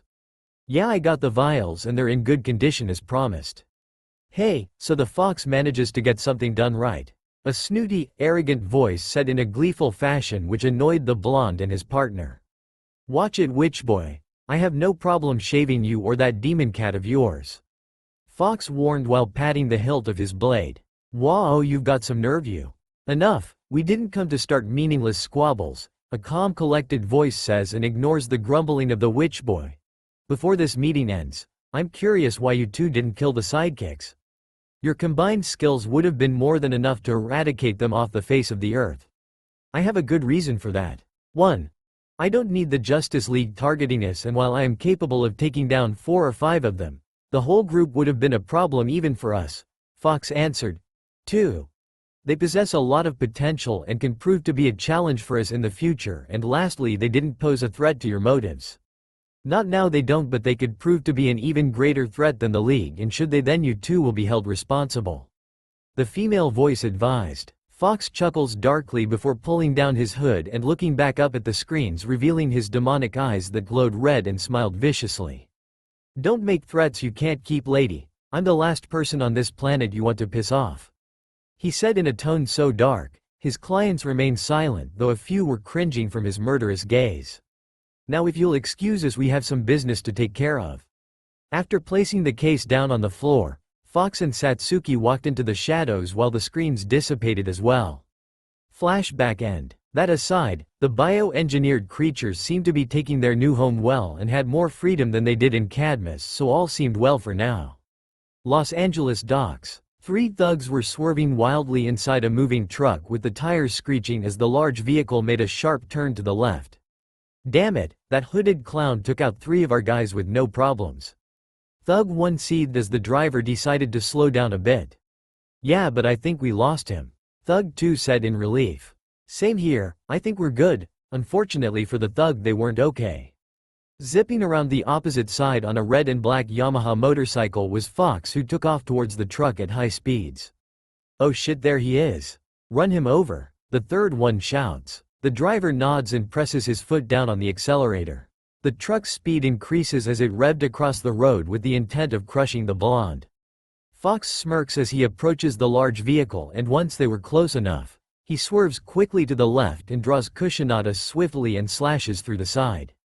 The left side of the truck tilts and skids across the road, turning sideways and crashing into several wooden crates with the men inside screaming in fear. They were unaware of a large square containment unit flying out of the cargo hold and tumbling on the ground until it came to a stop while the truck crashes into a barge. Fox brings his motorbike to a halt as he watched the truck crash and parks it before strolling over to the thieves with his blade perched on his shoulder. One thug came falling out of the broken door, groaning in pain and trying to shake the cobwebs out of his head, unaware of Fox approaching him until he looks up at the man's smirking face. His eyes widen and notices his gun laying a few feet in front of him. He was pondering on whether to grab it or not, only for the hooded blonde to crush the weapon under his foot. The thug looks up and gulps as he saw the man inspect his crimson-colored blade in a nonchalant fashion. "A little late for shopping, don't you think? Trying to make a quick buck out of whatever you were trying to steal, or did someone hire you to rob a truck fully of advanced technology?" Fox questioned as he still kept his eyes on his blade. This is our gig. We wanted to make some cash with the stuff we took, and he did continue due to the blade planting right beside his head while Fox shook his head in disappointment. He crouches down in front of the trembling thug and gave him a look of annoyance. "You, if you're gonna lie at least good at it," Fox chastised. "I know you're not bright enough to pull this off, so tell me the truth, or having your skull rammed into a steel wall will be the least of your worries tonight." The thug paled in fright, especially when Fox's blade glimmered in the light. "And no, I swear this is all our—" A beeping sound was heard and the two turned their heads and noticed it was coming from the containment unit. It stops blinking and hisses, releasing some steam from the box. The top half splits open and separates, releasing what looked like an orange-skinned muscular being that was folded up in the fetal position until it raised its head and its eyes glowed red. "What the hell is that?" the thug questioned. "Your cargo." Fox pulls his blade out of the ground and turns from the thug. The hulking creature exits out of the crate and stood at its full height, ranging up to 8 feet 2. Its upper body was a dark orange color minus the green armbands around its forearm and sporting a mohawk-like hairdo, while its lower body was fully green with black around the ankles. The second thug crawls out of the broken window and also looks at the muscle-bound android. "What is that thing?" Amazo, a highly advanced cybernetic android with the ability to replicate the powers of super beings. Fox answers as Amazo took 2 steps forward. "What kind of super beings?" Amazo grabs the hull of a barge and lifts it over its head with one arm and rears it back. "Big ones." Amazo chucks it at Fox and the blonde easily leaps over it as it passes by. Unfortunately, the goons weren't as lucky due to them screaming in terror and getting crushed by the 20-ton barge along with the truck, and a fiery explosion occurs as Fox lands back down on the ground. He glances at the fiery scene and grimaces at 2 of the now charcoal bodies coated in fire. Poor bastards," he mumbled before turning his attention back to Amazo. "That wasn't very nice, you know?" The stone face's robot didn't say anything and started to slowly walk towards his new target. "Okay." The memo was to keep Amazo from being stolen and acquire the head when the android was inactive. Fox mutters as he twirls his blade a few times and gets into a basic kendo stance. "This might be fun." Metal Gear Rising Ost. Rules of Nature. En garde. Fox declares and dashes at the bulky android, performing a horizontal slash that the android blocks the strike with its forearm, but the edge of the blade manages to slightly dig into the fake flesh of the droid. Amazo rears his right arm back and swings downwards at the blonde, who jumps back. The punch makes contact with the concrete and leaves a decent-sized crater from the impact. As soon as he landed on the ground, Fox brings his sword against the concrete and dashes forward as his blade grinds against the concrete, leaving a thin trail as he approached his target and swings upwards. Amazo was able to leap back with only a small cut under its chin. Fox glances back at the bot and his lips curve upwards. "You're smarter than the average machine. Evo really spoke highly of you until you malfunctioned." Amazo didn't reply back but instead brought his hands up, raises them into the air and brings them down onto the ground, causing a fissure to sail towards Fox. His blade glows red and raised it in the air, waiting for the Earth-based move to get closer, and swings his sword down, releasing a gust of crimson wind that tears through the ground and cancels out the fissure. Unfortunately for Amazo, it kept coming until it made contact and sent him sailing through the road and inside a barge, leaving a decent-sized hole in it along with a series of slash marks. Maybe I overdid it. Fox wondered as he stroked his chin until the barge started to rise up a little and was chucked at him. He instantly swung his blade downwards and splits it in two before smiling again, as he saw Amazo's glowing red eyes. Then again, I could be wrong. Amazo steps out of the hull with several deep cuts around its body and oils slightly dripping from its chest cavity. Fox brings his arm up and does a bring it gesture to the bulky android, who responded by charging forward with its thunderous footsteps echoing throughout the area, and once it closed in, it proceeded to attack Fox with a series of left and right hooks that his foe either weaved around or blocked with his blade, and did it all with a grin on his face.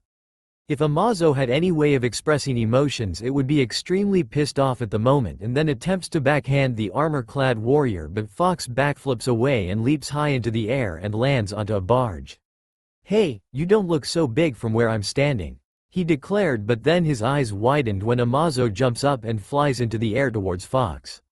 Whoa, it can fly? But that's not all it could do.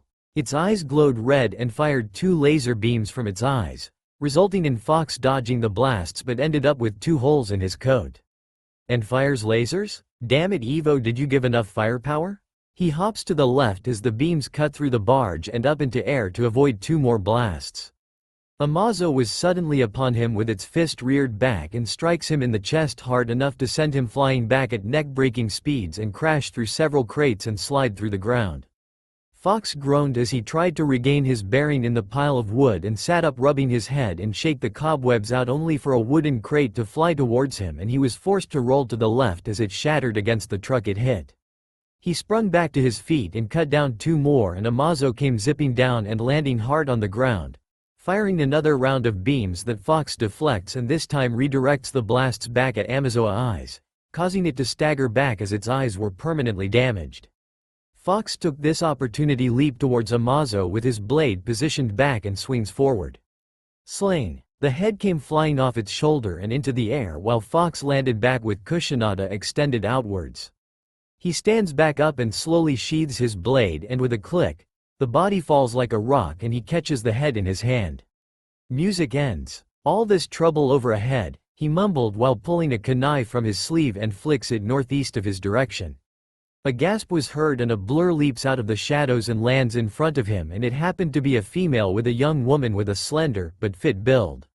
She has thick black hair and gray eyes, as well as olive-colored skin due to her heritage being Asian.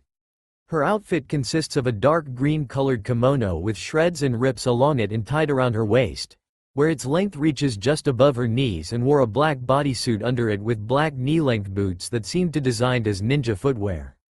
Completing her outfit was a white mask, resembling a cat's head with red stripes and a wide grin, in relationship to the Cheshire Cat. "And speaking of trouble, who might you be?" he questioned as the assassin stood up on her feet. "The name's Cheshire and I'm here for that head," she answered. Which head?" he questioned, getting a slight chuckle from the assassin. "Cute, but I'm here for that android's head. I have clients that are interested in the data it contains and want to exploit it, so we can do this the easy or the hard way." She drew one of her sei and pointed it at him. Fox pondered on this for a bit before putting the head into his coat, but secretly put it into a storage seal to keep it from being damaged. "Bring it," he challenged, and Cheshire responded by throwing a kunai directly at his face, but he caught it in between his finger. Cheshire then dashes at him and thrusts her weapon forward, which Fox manages to dodge and blocks a knee strike to his chest. She pivots her foot and twists her body around to deliver a spin kick to his head, but he ducks and flips over her form with no trouble and lands back onto the ground. "Nice combination," he complimented before pulling out his sheathed sword off his belt, "but you can do better than that." Cheshire narrowed her eyes at his mocking expression and decided to wipe that look off his face, so she sheathed her sai and drew two collapsible katana from the back of her belt. "You're right, I can," she declared, getting into a dual sword stance while Fox threw off his coat. "Nice face, by the way." Fox smirks at the compliment and twirls his sheathed weapon a few times. "Thanks, maybe I'll see yours in exchange," he teased, and knew for some odd reason she was smiling slyly behind her mask. "Only if you can remove this mask from my face." She replied back before she makes the first move by twirling her blades in a fluid but quick fashion in order to catch him off guard, but she notices the focused look in his deep blue eyes and knew this was going to be an interesting fight. The duel started with her swinging her blades simultaneously in perfect sync while her foe blocked each strike with the sheath. Each time she pressed on with the attack, he only took a few steps back and stopped in place to block or weave around her blades. She drew his blades back and attempts an X-slash with both blades, but he manages to block them both and stand his ground. "Not bad, you're well taught in the art of swordsmanship," Fox complimented with a smile of approval, but then it changes to one of seriousness. "But your technique lacks something." He pushes the sheath upwards, breaking her stance, spins around and strikes her right in the torso with the tip of the sheath. Cheshire gasps from the blunt force that entered into her stomach and made her skid back. She grits her teeth and glares back at the blonde swordsman who still kept his weapon undrawn. Once she recovered, she dashes at him again and engages him in combat. "This can't be right." She swings at his head, yet he blocks it before bringing it back and thrusts the second blade towards his chest, but he knocks it away with a lightning-quick kick. "We're fighting on even terms, yet he hasn't drawn his blade once. If this is the best you've got, you better leave, missy, as I don't have time to play with you for long," Fox stated, and Cheshire responds by crouching down slightly with her remaining blade drawn back. He sighs and shakes his head before strapping Kusanada back in the loop and drawing it. "Fine, I'll humor you and show you the difference in our level of skill. En garde." He dashes towards her and thrusts his blade forward, forcing Cheshire to avoid the tip of the crimson oak katana that lightly grazed the side of her mask and made her jump back, but Fox wasn't having it. He swung his blade in an arch that clashed with her blade, but the force behind it came close to making her lose her balance, and she was now put on the defense due to the series of slashes and thrusts he unleashed. She got a few close calls in getting nicked by the sharp edge of her foe's sword. She pushed up against a wall and curses to herself and has to tuck and roll in order to not get cut in half as the blade sliced through the wall with no form of resistance. Cheshire got back up, panting, with her sword up ready to face him again, only for Fox to sheath his weapon and casually walk back to his coat and pick it up. "Where do you think you're going?" she questioned. Fox looks over his shoulder with a bored expression on his face, which upset her at the fact that he seemed to look down on her like she wasn't even a decent challenge. "I have no need to answer upon," was all he said, and simply walked off, infuriating the young woman who brought her sword up and threw it at him with all her strength at the back of his head. Fox simply deflects it with his armored forearm. "Some people never learn," he mutters before vanishing and appearing before Cheshire with his blade raised over his head and brought it down. Cheshire's instincts screamed at her to jump away, which she did, while Kushina slammed into the ground hard enough to actually leave a wicked slash on the concrete. "You missed," she says, only for the blonde to smirk at her. Cheshire wondered why he was smiling until she felt a breeze hit her body and an article of clothing dropped. A thin line split her mask in two and the face wear fell in two pieces to the floor, revealing her shocked face.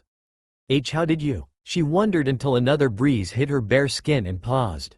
"Wait, bare skin?" Cheshire looked down to see her sash holding her kimono closed was cut in two and on the floor, revealing a two-piece bodysuit she wore that hugged her figure like a second skin against her C-cupped ass, flat yet toned stomach, curved hips, and nice firm ass that wasn't too big or small. She covered herself with her arms, blushing in embarrassment, and glared at Fox with all the anger she could muster while he chuckles at her. "Consider that little stunt I pulled a lesson free of charge," Fox says to the angry assassin while sheathing his blade. "If I ever see you again, I'll kill you," Cheshire said in a deadly tone before pulling a smoke bomb out and throwing it to the ground, releasing a smokescreen. Once it cleared, she was out of sight. "And I look forward to it, Nako-chan," he says while gathering his coat and vanishes from the sight in a flash of yellow, completing his objective for Evo. The genius in cybernetics and robotics was in process of scanning Naruto's cybernetic body for any malfunctions or obscurities. The screen in front of his was giving him an outline of the blonde's body and diagnosing the functions of the limbs and organs that had to be replaced. Naruto was strapped to an oval-like device clad in a pair of black boxers and hovering over the floor while being scanned. Everything seems to be in order. There are no negative side effects with the cybernetic parts and organic parts. Evo inspected with keen eyes. The nanomachines are doing an excellent job keeping them in line. With that he pressed a blue button and the machine whirred and rotated so that Naruto was facing upwards and gently placed itself on the ground. The shackles unlock and he places his feet on the ground. His body may appear human, but the difference was the outlines around certain parts of his body, like Raiden's was before the end of Metal Gear Solid 4. Replacing his lost limbs with cybernetic one, but with the help of his vast amount of chakra, they were able to function like he never lost them. So tell me, Doc, how long will it take you to complete this serum of yours? Naruto questioned as he was handed a pair of black pants and a sleeveless shirt by one of the man's assistants. Hey, can't wait to be all flesh and bone again, huh lad? Ivo questioned humorously and got a chuckle from the blonde. I can hold out. Why did you need anything else for my surgery? Naruto asked. The only thing I really need is the data that contains the info on restoring lost tissue, and the only corporation that holds that data is Star Labs. I could make a request to the director to let me borrow some of the data since it's a secret project the medical sector of the company is working on and the security's extremely heavy. Ivo answered. The only downside is that it hasn't been tested on a human and we don't want to risk any casualties. Then I'll do it. Naruto answered, surprising Ivo at the risk he wanted to take. Are you sure, lad? Ivo questioned. If this idea fails you could end up worse than you were when I found you in Dear Satsuki. You could more than likely die if this operation fails. He finished expressing a serious look on his face. I'm positive, Naruto answered, sporting a calm and serious expression. If I could survive from an explosion that took nearly half of my body, I'll survive this procedure. I've stared death in the face since I knew how to walk and talk and gave it a good kick in the ass during those times it wanted to claim me. Another near-death experience won't change my mind.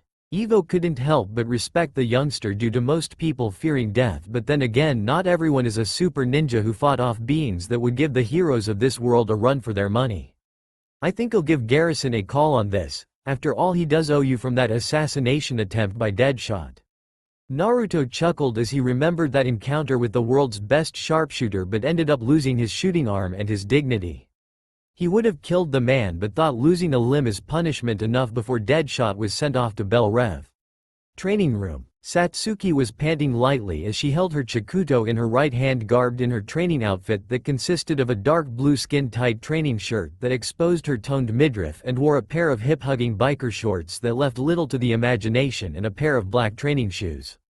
She got into her stance and proceeded to perform the sword technique that was based off of the movements of a snake she learned as Orochimaru's disciple. Combined with her flexibility and agility made Satsuki extremely formidable against anyone she came across, even if that person was stronger or faster than her.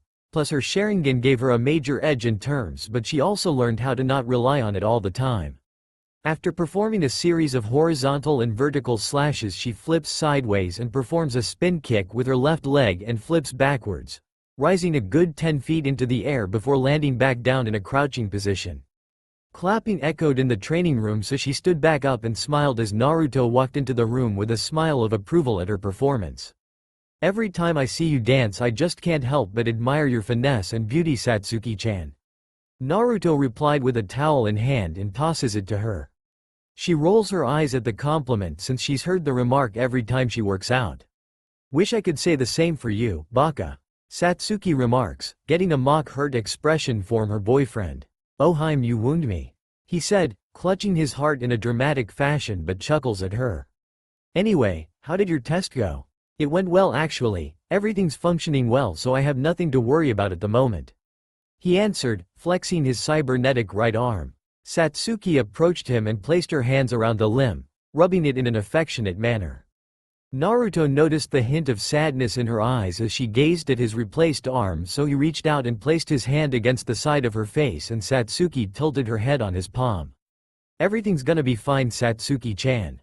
I don't regret what I did back when that Teme tried to pull that kamikaze move on us, he assured her before wrapping his arms around her frame and pulling her closer to his body. Satsuki sighs and rests her head on his chest, hearing his heartbeat echo in her ear. You always say that, she muttered and receives a kiss on the forehead by him. I know, but it always does in the end, right? Satsuki nods before looking up at him. Onyx meeting Cerulean. Kami, she just loved looking into his eyes as they held such warmth and compassion despite everything they've been through. She was about to say something until Ivo's voice echoed from the loudspeaker for her and Naruto to come to his lab. "Well, we can't let the good doctor wait now, can we?" Satsuki shook her head and headed over to the bench to grab her sweat jacket and puts it on before joining up with Naruto. The cave. It's been 2 weeks since Supergirl, as Robin called her, joined up with the young heroes and lived in the former base of the Justice League when they started out, and needless to say it wasn't bad, so to speak, since the place is nicely furnished. The only issue aside from Wally's constant flirting with Superman, mainly because she hasn't seen her donor after the incident from Cadmus, and it upset her to no end, considering she has the same abilities as the Man of Steel. She still needed to learn how to use them properly and was hoping he could help her. She's currently sitting on a couch in the living room watching a television show called NCIS. Don't judge me, this is a badass show. She was garbed in a black long-sleeved shirt that hugged her figure with an S symbol around the middle of her ample chest, with a pair of form-fitting jeans and black boots that gave her the appearance of a female biker with her hair done up in a high ponytail. In the kitchen, Miss Martian was in the process of making some chocolate chip cookies she picked up from a TV show that involved cooking. Like Supergirl, Miss Martian, or Megan Moors, was a new member of the covert team, though the difference between her and the female Kryptonian is that she was more bubbly personality-wise and tended to get excited, especially if it came to meeting different people. She walked over to the couch and sat in the opposite side, stirring the cookie dough. "So Supergirl, is there anything interesting on the TV that you like?" she asked in an attempt to make conversation. "No," was the Ravenette's answer as she clicked the channel button to a different show. "Oh, okay." Silence reigned for a few seconds before she spoke up again. "Well, is there anything particular that interests you? Like a good book, a movie, or maybe even a boy perhaps?" Crack. Supergirl's reaction to the last word caused her to accidentally crush the remote in her hand, and the female Martian blinked in surprise at her response. After realizing what she did, Supergirl drops the broken remote and get up. "I'm gonna go in the training room for a bit," she said before walking away, and had Miss Martian noticed she would have realized that the genetically altered clone sported a hint of pink on her face. I hope I didn't embarrass her," Megan wondered as she headed back into the kitchen. "I think a nice batch of cookies will cheer her up." She hummed happily as she used her telekinesis to levitate a cookie tray on the counter and prepared to make the cookies. Ivo's lab. "So tell me, what do you two think of the new and improved Amazo?" Ivo asked his 2 bodyguards, who were wide-eyed, and for a good reason. This Amazo looked more human than it previously did. The cyborg was a 9-foot-tall muscular male with a tan-like complexion and was garbed in what looked like dark orange armor with matching boots and a black bodysuit. The android's hair was styled in a spiky mohawk-like fashion and red with matching brows, and its eyes were forest green. The duo continued to stare at the newly designed android, blinking a couple of times until Naruto rubbed his chin in thought. "Well, it's different from the last design," the blonde answered, tilting his head to the side with a raised brow. Satsuki does the same, except she folds her arms to her chest and tilts her head the opposite direction. "It reminds me of those Japanese anime. This one isn't gonna malfunction like the last one did, is it?" Naruto questioned and got a negative shake of the head from Ivo. "Not this time, lad. I made sure to reprogram its functions and prevent it from being hacked with the extensive use of powerful firewalls and several antiviral programs, and also I included a failsafe password just in case," Ivo assured them. Not only that, but this model is more efficient than the last one and gave it a new nice set of abilities, minus the replication part, of course. Its durability is great enough to withstand a hit from a speeding freight train, and its strength could match the likes of Superman's. It can still fly and even fire lasers from its optical organs. "That's nice and all, but can it speak?" Naruto questioned. "Yes, I can," Amazo replied back in monotone, surprising the blonde hybrid and getting a chuckle from Ivo. "Yes, I've installed a voice box into its design and give it a speech pattern so that it can communicate with others, and he is even multilingual," he answered, patting the cyborg on the arm. "I have to say he is a further step ahead of the Manchi bots I invented." "I see." Naruto glances at the stone-faced android before a grin forms on his face. "Well, Amazo, it's nice to meet the new and improved you." He brought his hand forward in a gesture to shake his hand, but Amazo simply stares at it and glances back at Naruto. "What is this form of gesture?" it questioned. "It's how people greet another," Naruto replied back to the android. Amazo continued to stare at the hand in Naruto before it brought its hand up and slowly shook hands with the blonde. So what gave you the idea to make Amazo more human-like in terms?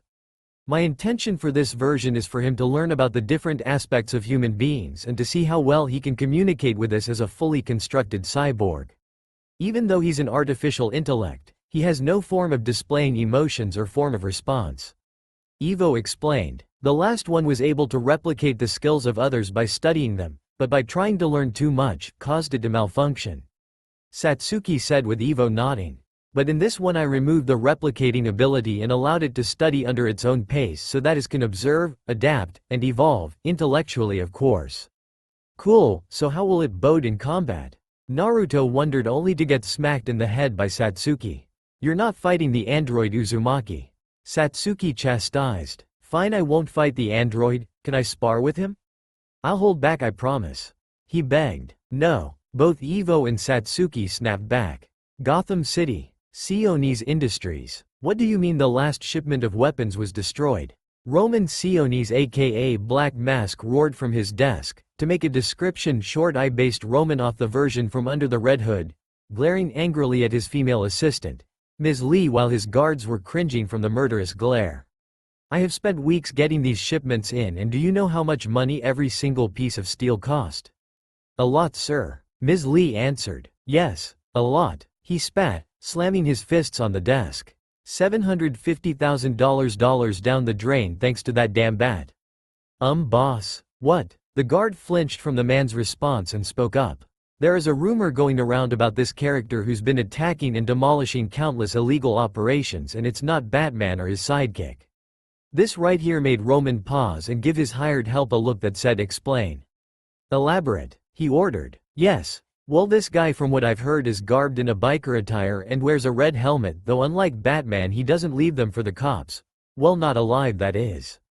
The guard explained. Say what? Mask questioned and the second guard nodded.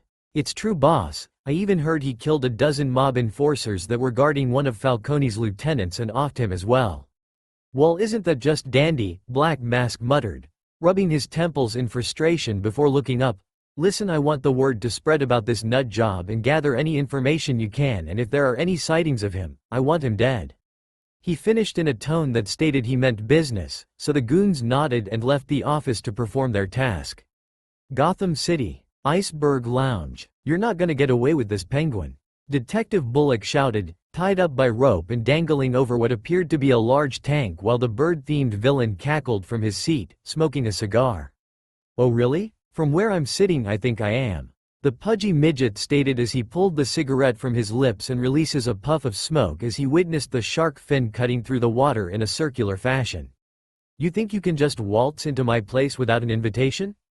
I don't think so. You see, lad, I tend to hate having uninvited guests, and if they refuse to leave, I introduce them to Tiny. One of the guards tossed a large chunk of chum into the water and a giant great white's head erupted from the water and snaps it into its jaws. Bullock screams in fright as the shark drags it underwater, leaving the remains and blood floating over the surface. He's what you'd call my personal garbage disposal, getting rid of pests like you or those who fail to meet my standings. Jolly fellow he is and isn't picky about what he eats. Penguin stated as he grinned at the frightened detective. That little snack I gave him won't even fill up his stomach, though judging from your size, he should be good for a good week before being fed again. I just hope you don't give him indigestion. He cackles and orders him to be dropped in. One of the thugs presses a button to the crane and the detective is slowly lowered towards the water where Tiny is waiting for his next meal. Penguin cackles like a madman as he watched Bullock's thrashing form trying to escape the bindings as he was lowered even closer. Suddenly a crash was heard and two of Penguin's goons came flying out of the broken door and crashing into the opposite side of the wall. What the? Penguin wondered as Fox came walking into the room with his hands in his pockets. Who the fuck are you? Cobblepot shouted as the crane stopped and placed, leaving Bullock to sigh in relief while his goons each drew their automatics and aimed at the hooded sword wielder. Put those things away. I don't need you all damaging my merchandise. Greetings, Penguin. The name's Fox and I've come here to collect a rock my clients are interested in that you possess. Fox informed the criminal mastermind. Oh? What type? As I have countless rocks in my collection. It's called the Amber Jeune Perdu. a glowing gold-colored gem that one of your goons pilfered from a museum. I would like to have it with no trouble.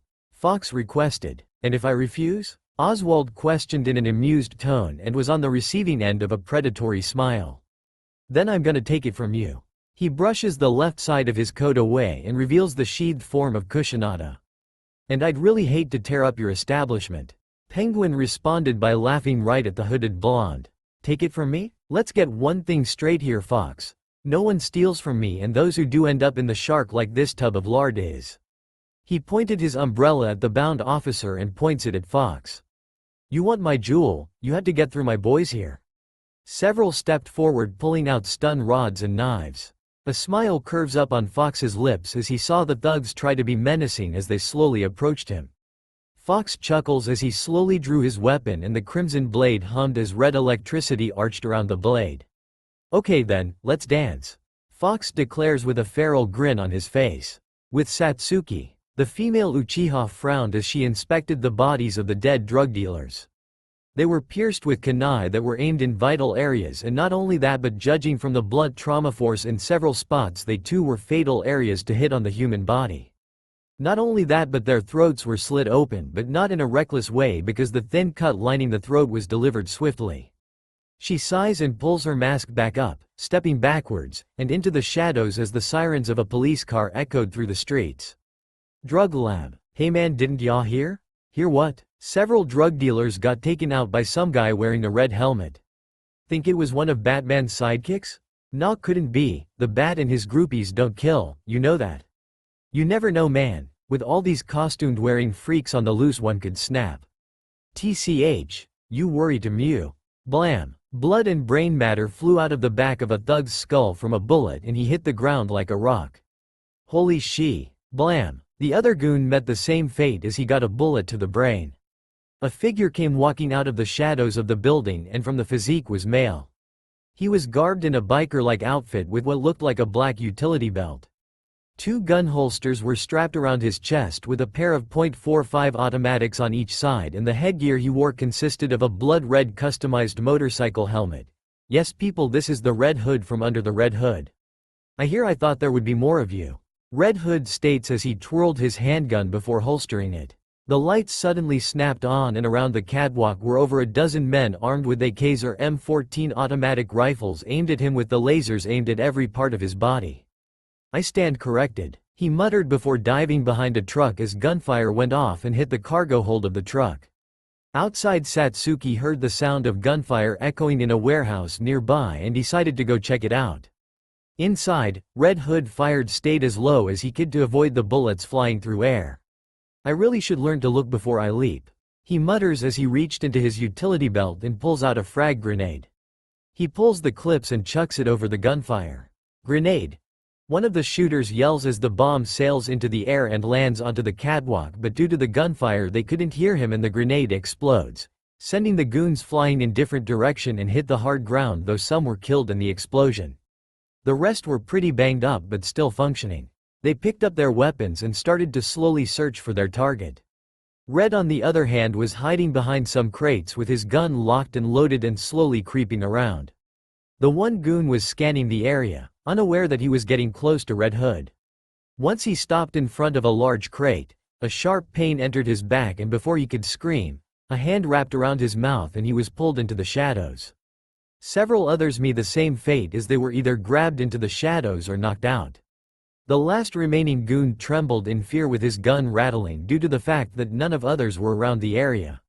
Oh God, I don't want to die. He whimpered out, only to hear a clicking sound and the end of a handgun pressed against the back of his head, causing him to freeze up.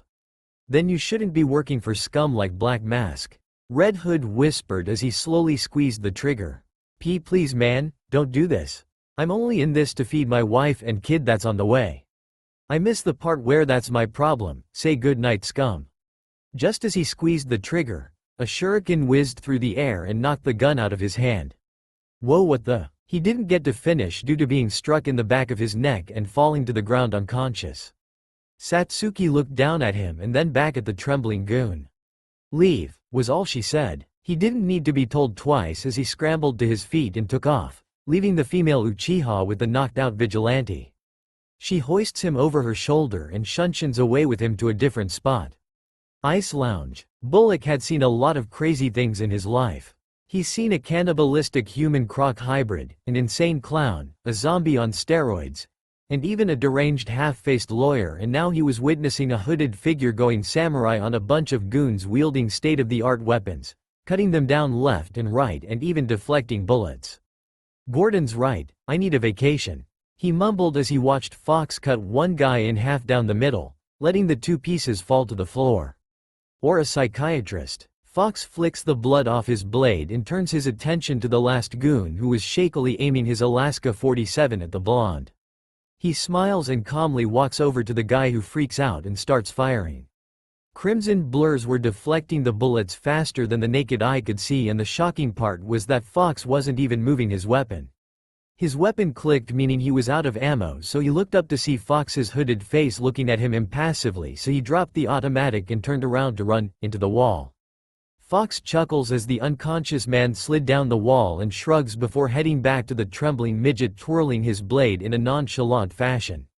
The bird-themed villain was slowly reaching for his customized umbrella that was under his desk, only to freeze when the tip of Cushionata was aimed a few inches near his throat. "You don't want to do that," Fox advised, sporting his feral grin. "Now would you be so kind as to hand over the jewel, or do I need to cut you down to size?" Cobblepot gulped and relented, turning his seat to his vault, and opens it, pulling a nice-sized glowing diamond and turning around. "Here, take it." He placed it on the desk while Fox picks it up to examine it before pocketing it. "A pleasure doing business with you, though I'd recommend improving your security. You can only teach street thugs so much since their IQ is on par with that of a third grader," he advised before heading to the exit, where a stunned Bullock watched him leave, but not before he gave the detective a grin and tossed him a pair of cuffs. "Later, and try to lay off the donuts." After leaving the Iceberg Lounge, Naruto stood on top of a building inspecting the gem some more with his hood down. I wonder why those chuckleheads want this rock so bad? Doesn't look so special to me." He pondered until he heard a scream. He glances at a closed supermarket to see a store owner run out yelling about a monster cat that, from the looks of his torn clothing and cuts, was attacked. Naruto rubbed his chin in thought, thinking about if he should check it out, and shrugs. "Might as well, the bosses didn't exactly give me a deadline when to bring them the gem." With that, he hopped off the edge and descended downwards, landing in a crouch and heading towards the broken-in market. He trekked through the broken glass as he entered the barley-lit store, looking for the one who broke in, noticing that the registers were intact. So the assailant isn't interested in the money then? That's a first. He then hears something crash. He sticks to the shadows and makes his way to the shifting noise until he comes across the dairy aisle, where a shadowed figure was pulling out a fresh gallon of milk. The light from inside the slide door revealed what appeared to be a she-cat. Judging from her height, she was 5 to 7 with a lean build and curved figure. Her waist-length hair was a desert blonde color with spots. The front shorter section of hair has been brought forward, creating a bangs effect around her somewhat long face. She had dark amber eyes with a cat-like slit in them, and around her eyes were reddish-brown pigments that were lined perfectly with her vanilla-colored face, along with a pair of cat-like ears behind her bangs. Her outfit consisted of a dark brown two-piece consisting of a tank top that showed off her flat, toned stomach and curves, as well as a nice view of her ample D-cupped S that showed some cleavage, while her dark brown shorts stopped above her knees, showing her nicely toned legs and rear, but wore no form of footwear. Sprouting behind her was a cheetah-like tail that waged back and forth. So that you all know, I based Cheetah's appearance off of Cheetara's form from the 2011 Thundercats series. She tossed away the empty carton and grabs another out, ripping the cap off and proceeding to drink the contents. Ahem. The she-cat paused as she heard the cough and turns her head to see Naruto sporting an amused expression while dangling the empty carton from his index finger. "A little late for a midnight snack, don't you think, Neko?" The blonde questioned, only to tilt his head as the other carton came flying at his head. The she-cat snarls and leaps at him, unsheathing her claws in order to cut him up like she did the owner, but Naruto simply ducks as she bypassed him and landed on all fours. She spun around, hissing at him and revealing a pair of canines. This action only made Naruto raise a brow and chuckle at her. "Well, don't you look adorable like that?" She was about to attack him once again only to hear sirens, so she glares at Naruto, picks up her bag of food, and runs away to the entrance. Naruto chuckles once again and heads out of the building and leaps upwards on the roof right when the police cars stop in front of the store. The female hybrid managed to scale the roof of an abandoned complex and placed her bag of food down, letting out a sigh of relief. She shuffles through the bag and pulls out a raw T-bone steak, licking her lips, and proceeds to feast on the slab of meat. You know eating raw meat is bad for you. Her eyes widened as she heard the same voice from the store and sets her gaze onto Naruto, who stood before her with his arms in his pockets, sporting an amused expression as the T-bone remained in her mouth. You again? She hissed and stood up, dropping the steak with her claws ready and becoming more feral. Naruto, however, just stood there with his head tilted. Why so hostile, Neko-chan? I'm not here to fight, I just want to talk, he assured the hybrid. And why should believe you? For all I know, you were probably hired to hunt me down like those other mercenaries. She snarled. If I was here to kill you, I would have done so at the supermarket, Naruto stated with a serious expression before his gaze softens. And why would I kill someone as adorable as you? That right there put her off for a moment, but she still didn't look convinced. Still don't trust me? Very well. He opened his jacket, revealing Kusanada and making her tense until he unclips it, sets it down, and lightly kicks it away, muttering sorry Heim, before tossing his coat aside as well. What are you doing? She questioned. Proving my honesty, Naruto answered with his arms out. As you can see, I have no other weapons on me aside from my sword. She still looked skeptical about him but glances at him and his weapon before settling her stance, but keeps her eyes on him when he sits down on the floor cross-legged. She stares at him for a while before taking a step towards him, but in a slow and cautious manner. Once she was a few feet away from him, she slowly sat down with her gaze focused on him, much to the amusement of Naruto. There, that wasn't so hard now, was it? Shut up, she growled, only for him to chuckle at her response. So aren't you gonna say anything about my appearance? What about it? I did mention that you looked adorable, catgirl. Naruto replied back. Her brow twitched at the nickname and huffed, folding her arms under her chest. That's not my name, it's Barbara Minerva, or my alias Cheetah. She answered. Naruto Uzumaki, the blonde ninja, said, so did you always look like a she-cat? No, I was once a normal person just like any other until I was backstabbed and turned into this monster by Cadmus. She looked at her clawed hands with a scowl marred on her face.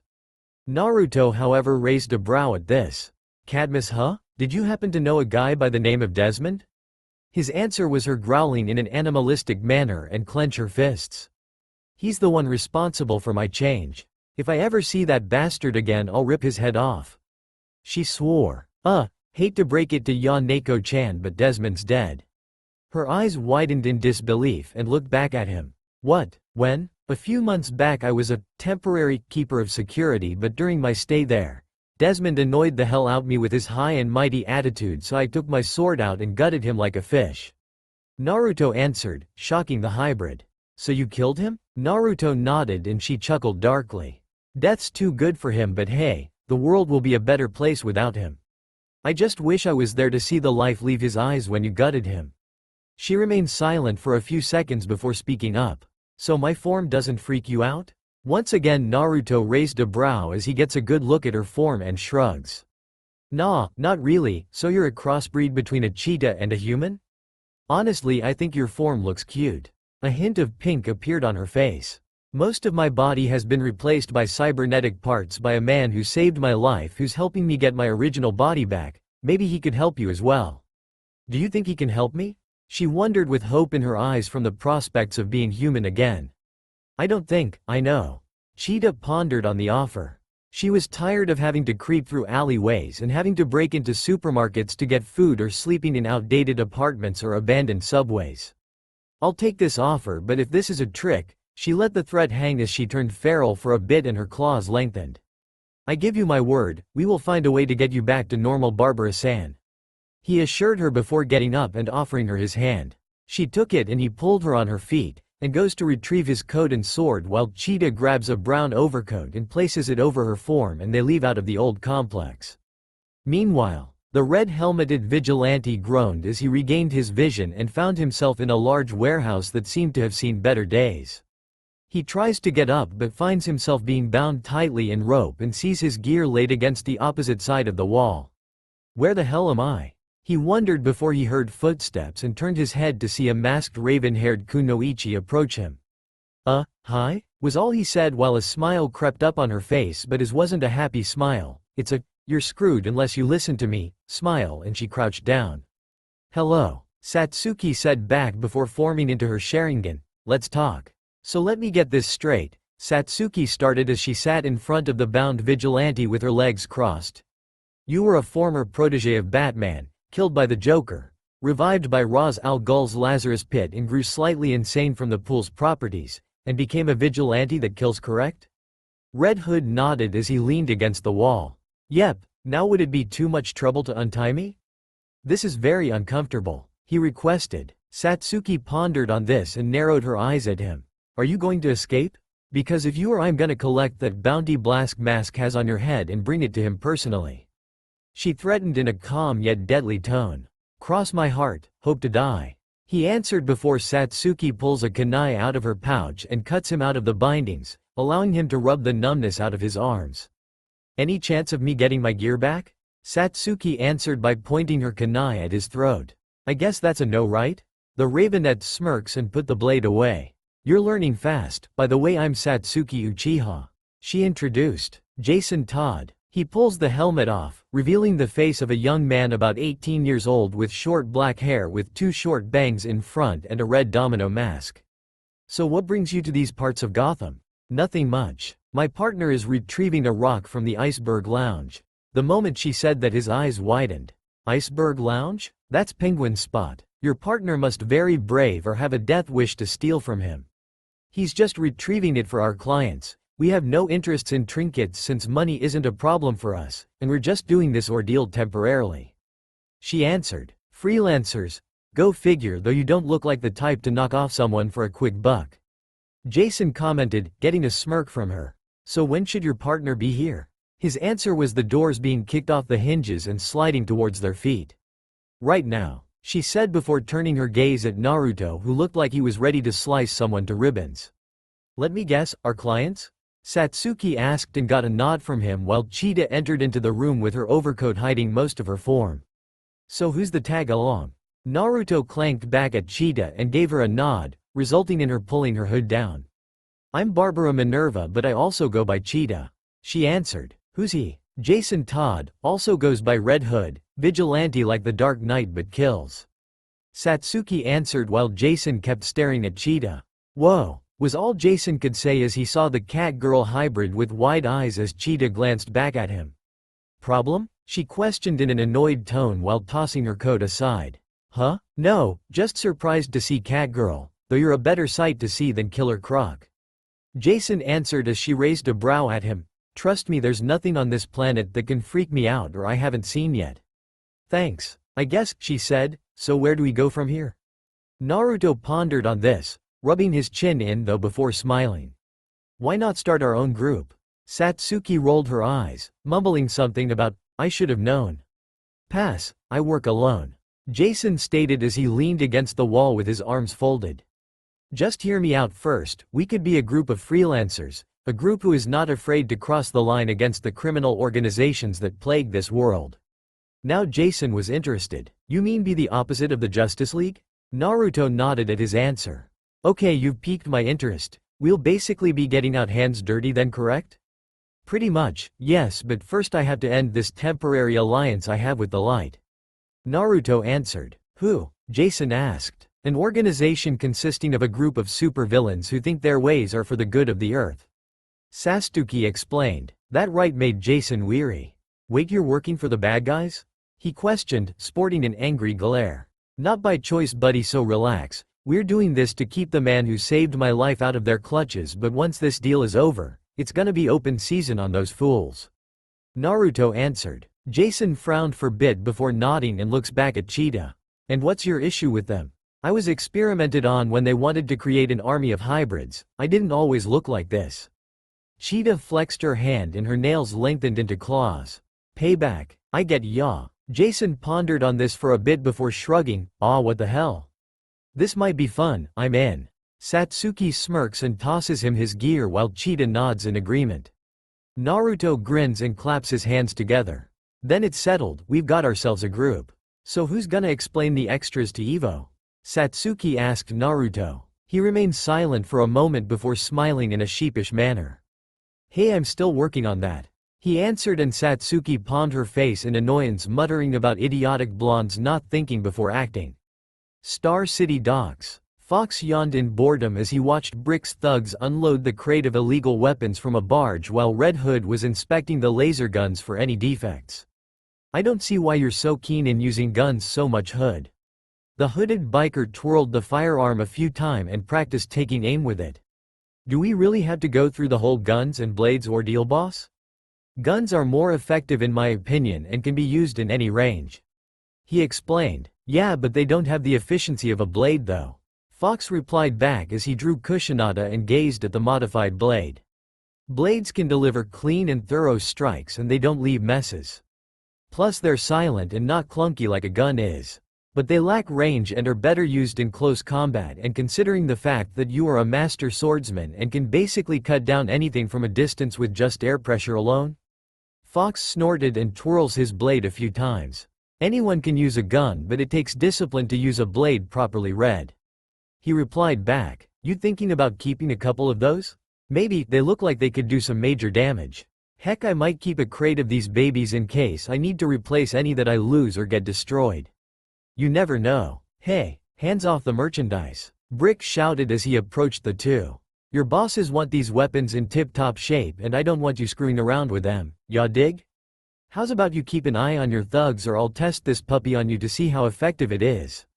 Red threatened as he pointed the high-tech blaster at the clay-skinned meta-human.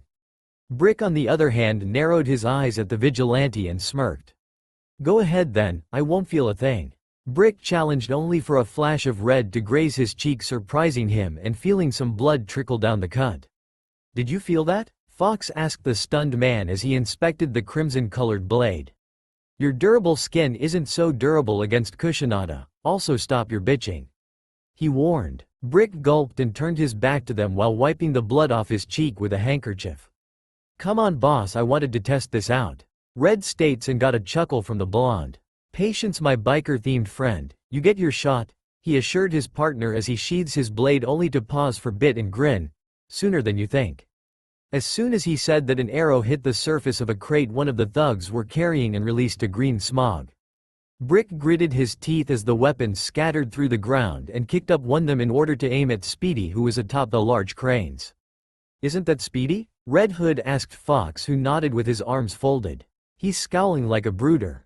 That comment got the sword wielder chuckle at the jab. The big red man was certainly not pleased by this sight. You again? I'm started to get insulted. Green arrows not stopping my operations personally. He fires an explosive blasts that the acrobatic red-clad boy avoided, performing several acrobatic feats until he managed to get some distance in order to jump and fire an arrow right into the cannon's muzzle, which forced the whole gun to explode in Brick's hand and destroyed his suit. Fortunately his pants were still on, but that didn't stop his anger at losing his expensive Italian suit. Damn, what a waste of a good suit, it looked real expensive. Fox stated. Do you know what I paid for a suit in my size? The villain growled, making the blonde merc chuckle before he and Hood took that as their cue. They watched new arrivals take down the other goons, Kid Flash, Robin and Aqualad. An infuriated Brick rips big chunks of concrete from the floor and throws a couple at the former sidekicks.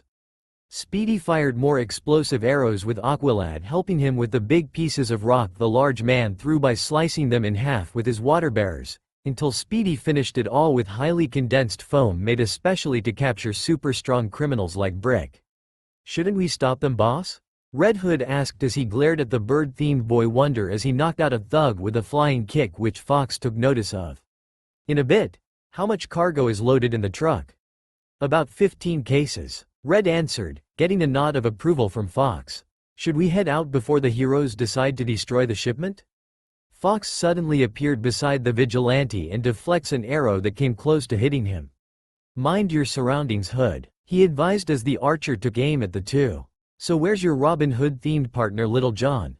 Speedy scowled at the jab while the others appear beside their fellow sidekick. "Aw great, it's the samurai guy." Kid Flash complained as he still remembered the beating he handed them back in Cadmus. "Stay alert, Speedy," Aqualad warned. "He was able to take me, Robin, and Kid Flash down with little difficulty." Said Arrow user simply scoffed.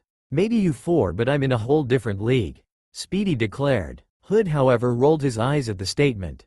"Wow, arrogant much? Hey boss, can I take this guy? Someone needs to knock him off his high horse.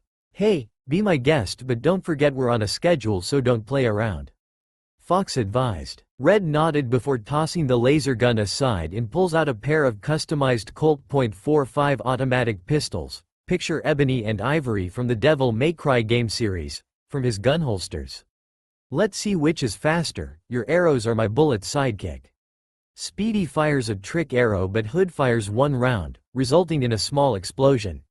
Red Hood leaps onto a metal crate and fires off several shots, making Speedy leap downwards into the lower crates for cover. As the duo had their fight, the other sidekicks were about to assist their comrade, only for Fox to land in front them with his trusty blade in his right hand, smirking. "Sorry, no interfering allowed, kiddies. Say, isn't past your bedtimes? Do your mentors know you gallivant at this time of night?"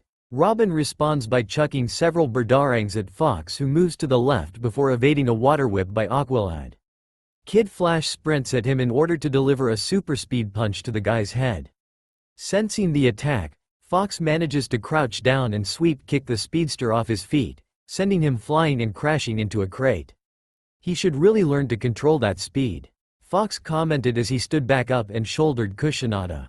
Aqualad shifted his water bearers into blade mode before dashing at the hooded blonde and engages in a sword fight with him. On the other side, gunshots and explosions echoed throughout the area. Red Hood was covering behind a crate, reloading a clip back into his gun. "I'll say this much, the guy's pretty decent," Jason mutters as he reaches into his pouch and pulls out 2 smoke grenades. He pulls the clips and tosses them upwards into the air, resulting in them exploding and releasing a smokescreen around the area. Speedy curses as his sight was disabled by the smog, but kept his trusty bow and arrow ready. He took a few steps back in order to get any glimpse of a shadow from the smoke, but got nothing. "Grr, show yourself, Kawa Arg." He was struck in the back by a flying kick and sent crashing into the ground while Red Hood landed before him. "I'm no coward, archer boy." Speedy sprung back up with his bow in hand and reaches for another trick arrow, only to dodges to the left as a kick was nearly sent across his skull, and swings his bow at the biker-clad vigilante like a makeshift sword, but Hood ducks and pulls out a knife. Roy swings at him again, but Jason sidesteps, shifts his blade into a reversed position, and swings upwards, cutting the bowstring in half. Speedy curses and ducks as his foe attempts to backhand him with his forearm and hits him in the side with the bow. Hood grunts and kicks the bow out of his quarry's hands before swinging the knife downwards across his chest, but Roy moves back and chops the knife out of Hood's hand before grabbing him by the shoulders and delivering several knee strikes to his torso. Jason stops the 8th one and gives him a jab to the chest, and Spartan kicks him away, making him stumble back. Roy reaches for an arrow only to freeze as he saw his foe holding his quiver full of trick arrows in a taunting manner before tossing it aside. "Let's see how you do without your little bow and arrows," Red challenges as he cracked his knuckles. Speedy was berating himself. While he learned hand-to-hand combat under his mentor, he wasn't as advanced due to fighting more at long and mid-range and got into a fighting stance. "Come on, X." Robin was unleashing a combination of punches and kicks at the armor-clad blonde, who either blocked them with his left arm or weaved around them, holding his sword in a reversed form. Robin attempts to hit him with a flying kick, only for Fox to spin, avoiding his flying form, and send reverse heel kick to the boy's back, causing Robin to stumble and groan from the pain. Aqualad lets out a battle cry as he leapt at his opponent, with his bearers taking the form of a pair of war hammers, and brought them down. Fox leaps to the right as they came down hard on the ground, causing cracks to form until the teenage Atlantean willed the water bearer in his right hand to form into a shield as Fox's foot connects and the force behind it. Naruto chuckles in amusement as the dark-skinned teen skidded back a little from the impact but kept his ground. Someone's been improving their technique. He praised, only to get struck in the face by a yellow blur, aka Kid Flash, who did a U-turn and rushes at his foe again. "Can't say the same for your yellow-clad friend though." He plants his blade into the ground and uses his enhanced reflexes to spin and catch the speedster by the face before tossing him over his shoulder. As a fellow speedster, I'm frankly disappointed. He pauses as he hears Robin's cackle echo through the area. He picks up Kusanada and once again deflects a volley of shuriken by rotating his blade in a funnel-like fashion and flings them back into the shadows, resulting in a few small explosions. Robin leapt out from the opposite side and performs an aerial kick, but Fox grabs his ankle and tosses him backwards. As soon as he turned his head, a water-shaped mace struck him in the chest, causing him to stumble a bit before ducking when another one sailed over his head. Aqualad retracted his extended weapons and swung them forward in a crisscrossed fashion. Fox get into a Batujutsu stance as the water-themed weapons got closer and drew Kusanada so fast. A red streak cut through the water weapons like a hot knife through butter. Aqualad gets little time to react as Fox hits him with a fast shoulder tackle and slams into a metal crate, leaving a nice-sized dent in it. The hooded blonde then checks his watch and sighs. Sorry fellas, playtime's over. With that he brought his index finger and thumb up to his mouth and lets out a sharp whistle. With Red Hood, the gun wielder smirks as he delivered a vicious right hook to Speedy's jaw. The archer snarls as blood drips down his busted lips and lunges at his foe with his fist cocked back and performs a 1-2 jab that Red Hood blocks with his forearms before throwing a jab at the archer's torso. Roy moves to the left and hits Red with a mid-kick to the back. Ow! Red complained as he stumbled a bit and glares back at Roy, but under his helmet he was actually smiling. He was about to attack him again only to hear the sharp whistle and sigh. Well, it's been fun, Speedy. You're a little rough around the edges in hand-to-hand combat, but you've got a long way to go before you can match me. He pulls a flash grenade out and throws it to the ground, releasing a bright flash that forced Roy to cover his eyes from the bright light. When it cleared and got his sight back, he growls due to his foe being gone and winces from the pain he was feeling from fighting the guy head-on, knowing he probably got a few bruised ribs from those kicks. The trio regrouped as their opponent leapt on top of the truck's cargo hold with Red Hood landing beside him. What should we do about Brick? Jason asked due to the man still being restrained by the foam. Leave him, he's of no concern to us, we have what we came for. Fox informed the vigilante. You're driving, by the way. The anti-hero sputters as his boss hops down to the passenger side and grumbles a bit before getting into the driver's side of the truck, and the trio left the docks with their cargo in hand. We have to stop them, Kid Flash says, and was about to speed after them only for Aqualad to plant a hand on his shoulder. That won't do. Fox can easily take us down even if we work together. Aqualad stated. But you did get a few hits on him though. Robin says. I got one hit on him too. KF declared. He wasn't taking the fight seriously, Robin. I think he allowed me to hit him to test my skills, and as for Kid Flash, you managed to only get the drop on him when there was an opening. Since he could easily read your fighting pattern, it wasn't hard for him to counter your attacks. The Atlantean informed the speedster, whose shoulders slumped down. Roy came limping to the others with his quiver and bow on his back, holding his side. Dude, you look like crap. Kid Flash stated, only to cringe from the heated glare from the auburn-haired hero. Do you need any help? Aqualad offered, and his answer was Speedy turning away from him. No, I'll treat my own injuries, I don't need help from any of you. He snapped back as he limped away into the darkness. Robin frowned and was going to go help him only for Calder to bring his arm out to stop him. Let him go, Robin. But, dude, just let him go, his pride's been injured, badly. We should head to the cave anyway since we left Superbabe and Miss Martian all by themselves. Kid Flash states with a grin on his face while Robin rolls his eyes. Seriously, KF? The last time you tried to charm Supergirl, she almost fried you. He stated. What can I say? I like a challenge. The redhead stated while his teammates blinked in wonder. With Naruto and Hood, the two freelancers had successfully delivered the weapons to a private cargo plane owned by Lex Luthor that would be shipped to a secret base the Light owned, while they were sent back to Los Angeles via a private jet courtesy of the Man of Metropolis, who was also generous enough to supply them with 2 customized motorcycles while the duo were garbed in their biker outfits, and Naruto had Kusanada strapped to the left side of his motorcycle as they were cruising through a dirt road in the outskirts of LA. The color scheme of Jason's bike was blood red with black outlines, while Naruto's was silver and red with the picture of a 9-tailed fox that appeared to be leaping forward on each side of the hull. As they rode down the road, Hood glanced up at the sky to see the stars shining through the night. I have to admit you can see the stars better in the outskirts than the city. Wait, what is that? One of the stars was growing bigger and seemed to be headed in their direction. Hey boss. The biker spoke through the microphone that was built into the helmets. Yeah? Is it just me or is that star getting bigger? What star are you talking about? He looked up and his eyes widened as he noticed the descending star split. He shouted and the duo moved outwards as the projectile landed through the woods. They spun their bikes around and skidded backwards as they hit the brake lever on their vehicles and they came to a screeching halt. Phew, talk about a close call, was that a meteor? Jason wondered as he lifted his visor, as did Naruto. Don't know, but let's check it out. Naruto answered. You want to check it out? What if it's some type of alien that eats brains and implants eggs into its victims? Jason asked incredulously while Naruto placed the brake stand down and grabs Kusanada. We kill it, was Naruto's answer to the vigilante, who blinked owlishly and sighs in frustration. Better bring the big guns then, he muttered as he pulled a pair of laser guns he kept in the bike's built-in side compartments out while his partner chuckles as they walked to the crash site. Once they made it, the first thing they see is a deep crater with what looked like a large metallic pod with smoke rising around it.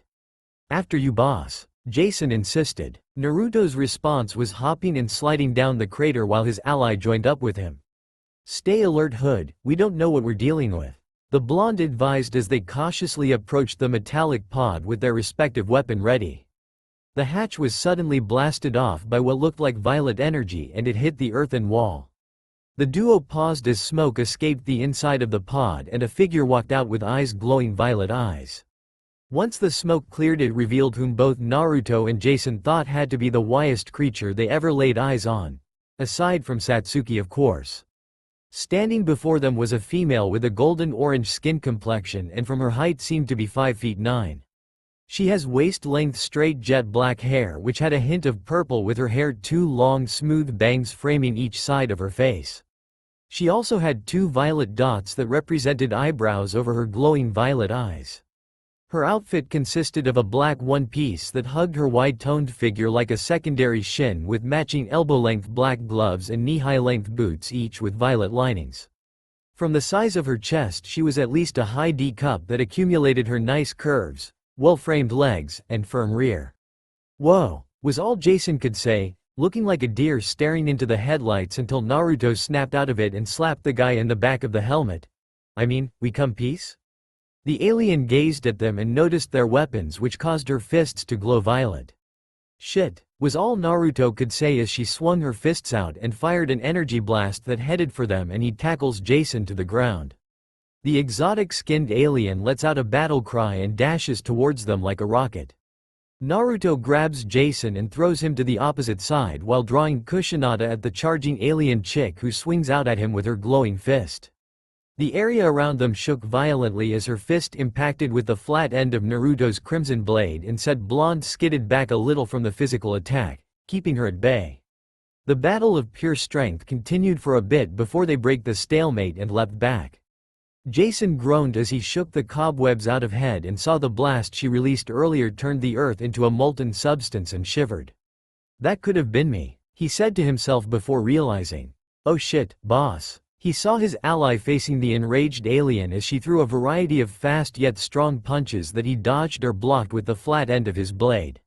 He leaps back as she slammed her fist into the ground, causing the area around them to rumble. Jason was getting ready to draw his weapons but paused when Naruto shook his head and gave him a look that said, I got this, and he nodded. The alien girl rushes at him again, but Naruto draws Kusanada over his head and swings her down fast and hard, creating an earth-coated shockwave that cut through the ground and headed for its target. The alien flies over the attack only to let out an oofing sound as a powerful kick was delivered to her torso and sent crashing down towards the earth courtesy of Naruto. Once he landed, a barrage of violet energy bolts headed towards him and he proceeded to dodge or deflect the small attacks that landed in different directions, causing small explosions. Smoke covered his vision as he kept a calm, keen eye out for his opponent until a bigger energy bolt headed right for him. Naruto swung his blade downwards and cut the blast in two, but he was unprepared for the jaw-shattering punch that nailed him right in the jaw before being hit by a 1-2 combo and sent flying back with a spin kick to the chest courtesy of the orange-skinned chick.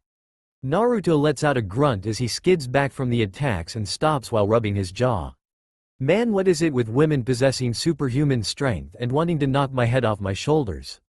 Did I piss off a female in a different life or something? He complained before sheathing his blade and strapping it to his back in a horizontal fashion. The unknown alien sported a smile on her face as he cracked his knuckles and got into a fighting stance, bringing his hand up and doing a "come get some" gesture. Her smile grew at the challenge and rushes at him again with her right fist cocked back. Naruto repeats the action and dashes towards her. When they both closed in and threw their fists, another shockwave erupted and caused them both to fly back. Naruto manages to barrel roll before planting his feet on the earth wall with cracks forming under his feet while his foe stopped in midair. The duo got back into their respective stance with the alien girl in the air ready to attack until a yellow energy blast sailed from the sky and hit her right in the back, causing her to cry out in surprise and pain as she hit the ground. Both Naruto's and Jason's eyes widened as they saw dozens of what looked like black-colored four-armed metallic robo-squids with four glowing eyes descending towards the trio. "Hey boss. Yeah, Jason? We're gonna need some bigger guns," the vigilante answered. "That's all for now. If you enjoy, then please like, share and do comments.